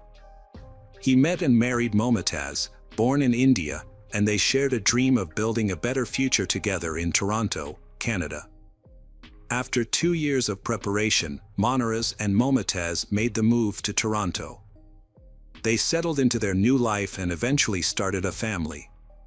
6 years after their arrival, they welcomed a son, Menhez, followed by a daughter, Mesa, 2 years later. Momotaz and her husband Monarez were loving and dedicated parents who worked tirelessly to ensure their family's well-being and happiness. Momotaz was particularly close to their children and was known for her kindness and generosity. She spent a lot of time caring for her family and was always willing to lend a helping hand. In her community, Momotaz was a respected and well-liked figure, both in her neighborhood and among fellow Bangladeshi immigrants. Monarez was a more reserved person, but he was also highly respected in the community. He was a devout Muslim who prioritized his family's well-being above all else. As a taxi driver, Monarez was very familiar with the city of Toronto, thanks to his many years of experience. His dedication to his job earned him numerous awards, including being named the Best Employee of the Month and one of the top taxi drivers in his company. Both Momotaz and Monarez had high aspirations for their children, Melissa and Menhez. Having successfully navigated the challenges of moving to a big city themselves, they expected their children to achieve great things. They dreamed of their children securing high-paying, prestigious jobs that would bring them comfort and prosperity. After relocating from poor conditions, Monarez and Momotaz were determined to provide their children with every opportunity to succeed. They worked hard to achieve their aspirations, which led to gradual but steady success. The family's first major milestone was buying a modest house on Mowen Road in Scarborough. With careful financial planning, they then acquired 2 investment properties, one in Scarborough and another in nearby Danforth. Momotaz took charge of managing the properties, and over time, the family's wealth grew steadily. As the family's assets increased, Momotaz felt a greater sense of responsibility towards her 2 children and their 3 properties. To help with the workload, Momotaz's mother, Firoza Begum, moved from India to join the family. This allowed Momotaz to strike a better balance between her work and personal life. In 2006, the family upgraded to a larger 4-bedroom house in Markham. At the time, it was widely believed that a career in medicine or engineering was the key to success. Monarez and Momotaz wanted their children to pursue these fields, with Menhez aspiring to become a neurosurgeon and Menhez aiming to become an engineer. However, their children had different plans. Melissa, in particular, was a rebellious child who resisted her parents' views and often pushed them away, despite showing great potential. Melissa frequently ran away from home, drank excessively, and used illicit substances, leading to reckless behavior. This behavior prompted strict and sometimes questionable intervention from her parents. If she failed to return home on time, she would be forced to spend the night outside. However, her mother, Momotaz, would occasionally unlock the back door to allow her to enter. The conflicts between Melissa and her father often escalated, drawing the attention of the police. In contrast, Menhez had a distinctly different personality. He was often described as shy and introverted, but he shared a warm and loving relationship with his mother. Momotaz was extremely devoted to her son, often giving in to his wishes and catering to his needs. She would drive him wherever he needed to go, cook his meals, keep his room tidy, and greet him after school with a home-cooked meal.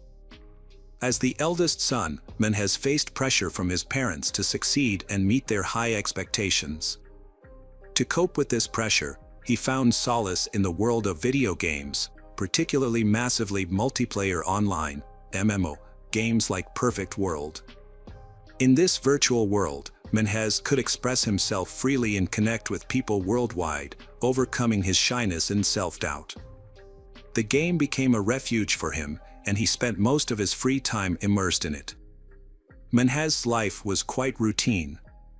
Apart from accompanying his father to the mosque, he spent most of his time in his room, playing online games with his friends. However, his life took a significant turn after he graduated from high school. He thrilled his parents with the news that he had been accepted into the mechanical engineering program at York University. Initially, this achievement brought immense joy to his parents, Monaras and Momatas. However, it also intensified the pressure on Minhas, as he was now expected to excel and had no room for error. As a result, he became even more introverted and immersed himself in the online world. Minhas started playing an updated version of the Perfect World game, which involved a group of players and a set of rules. He used the social network Discord to stay in touch with his friends and fellow players. The game's atmosphere was generally friendly, and players often formed close bonds with one another. In fact, many of them remained in contact even outside of the game. Minhas felt more at ease expressing himself in the virtual world of the game than he did in real life, where the atmosphere was often tense. As a result, he found solace in the game, using it as an escape from the stresses of reality. In contrast, Melissa acted out her frustrations in the real world, frequently clashing with her parents over various issues. Her rebellious behavior eventually led to an arrest for shoplifting, although she was fortunate to have the charges dropped in exchange for community service. After leaving home to live with her boyfriend, the tension in the household did not dissipate. Instead, it seemed to intensify, putting even more pressure on Minhas to find ways to cope. As a result, he became even more deeply immersed in the game, using it as a means of escaping the increasingly unbearable reality at home. As Melissa broke free from her parents' expectations, they began to pin their hopes on her son, Minhas, as the family's savior. They boasted about his engineering career at York University, but this turned out to be a fabrication. In reality, Minhas attended Seneca Community College, a less prestigious institution. Minhas struggled academically, felt isolated, and abandoned his faith, which deeply disappointed his devout parents. He often expressed frustration about his parents' constant interference in his life, which affected his personal relationships. Minhas met a girl online, which infuriated his parents and further fueled his resentment. However, he found a sense of independence through the online game Perfect World, where he connected with friends in a community on Discord. Initially, Minhas performed well in school, but his grades began to slip as his gaming obsession spiraled out of control. Minhas' excessive gaming habits started to take a toll on his academic performance. He began skipping classes and struggled to keep up with his studies, resulting in him having to retake several subjects. Eventually, he lost interest in studying altogether and stopped attending classes, opting to focus solely on gaming instead. To avoid arousing his parents' suspicions, Minhas would leave home every day pretending to go to York University. He wasn't actually attending classes. Instead, he would spend his days playing games at a cafe on his laptop, working out at the gym, and then returning to gaming until late at night. In online conversations with his gaming friends, Minhas would occasionally joke about leaving the group and make cryptic comments about potentially going to prison. However, these statements were not taken seriously by his online friends, as they were familiar with his tendency to make humorous remarks. Additionally, Minhas often made jokes about sensitive topics such as homophobia and religion, but since it was a gaming community, no one took his comments seriously. Minhas' sense of humor took a darker and more aggressive turn over time. He started making jokes that were intentionally provocative, trying to elicit a reaction from others in the community. However, his attempts at humor were so off-putting that they led to multiple complaints. Ultimately, the community administrators banned him due to his behavior. Minhas became more and more isolated. In contrast, Melissa turned her life around, repaired her relationship with her parents, and even gained admission to York University. From the outside, the family appeared happy and successful, with new beginnings and a promising future. As Minhas realized he was about to lose his privileged status as the golden child, he committed a horrific crime on July 27, 2019, just one day before his expected graduation ceremony. On that day, the family was preoccupied with their daily routines. Minhaj's mother and grandmother went about their usual schedule, attending a daybreak event, unaware of the impending tragedy. Minhaj began to carry out his horrific plan by sneaking into his mother's bedroom. He struck her on the head with a crowbar, knocking her unconscious, and then slit her throat to ensure she was dead. He repeated this brutal act with his grandmother. After committing these heinous crimes, Minhaj calmly returned to his room and opened Discord, where he sent a disturbing photo of his mother's mutilated body next to the crowbar. The recipients of the photo were initially unsure if it was a joke, as Minhaj was known for his dark humor. However, the image was extremely realistic and did not appear to be a prank. Minhaj was a well-known figure in the perfect world gaming community, but his behavior had always been unsettling, earning him a negative reputation among many players. The situation took a disturbing turn when Minhaj posted 2 photos that seemed to show a murder scene. The images were extremely realistic and did not seem to be a joke. Minhaj then made a chilling post claiming that he had killed his mother and grandmother and was waiting for his sister and father to return home so he could do the same to them. As the situation worsened and became more intense, other gamers began to take Minhaj seriously, fearing that his threats could lead to more deaths. Discord users were convinced that they were witnessing a series of crimes unfold in real time, but felt powerless to intervene. Desperate to prevent further harm, players tried to uncover Minhaj's identity, but he had hidden his personal information, leaving no clues about his name, age, or whereabouts. In an effort to gather more information, users reached out to Minhaj's friend, Junior, asking him to share any details he might know. When Junior confronted Minhaj about the disturbing images, Minhaj revealed that his threats were genuine and that he planned to kill his father and sister soon. Meanwhile, Melissa returned home to an eerily quiet house. Unbeknownst to her, Minhaj was waiting inside. As she entered the house, he attacked her with a crowbar, striking her on the head, and then slit her throat. After committing the crime, Minhaj took a photo of Melissa's body and sent it to his friend John via private message. Minhaj posted a photo with a disturbing message, claiming that he had struggled with his sister Melissa for 10 minutes, during which she cried and screamed. In a private message to John, Minhaj expressed extreme self-loathing, stating that his parents would be ashamed of him and that he was a coward and subhuman. Minhaj then sent John several more photos, including one of the murder weapon and a selfie with a bloody knife. John was horrified and shared these photos with the rest of the group, confirming that Minhaj had indeed committed a third murder. Group members quickly saved the photos as evidence against Minhaj. Meanwhile, Minhaj continued to act normally, waiting for his father to return home. When his father, Monarez, entered the garage, Minhaj ambushed him, stabbing him in the neck, just like his other victims. Minhaj took a photo of the victim, which the group was unable to prevent. In a shocking turn of events, Minhaj shared a disturbing message with online friends, stating, "I consider myself a coward and a loser. As an atheist, I don't believe in an afterlife, so I feared death and wanted others to die instead, sparing them suffering. I realize now how pathetic and selfish I've been." What followed was even more alarming.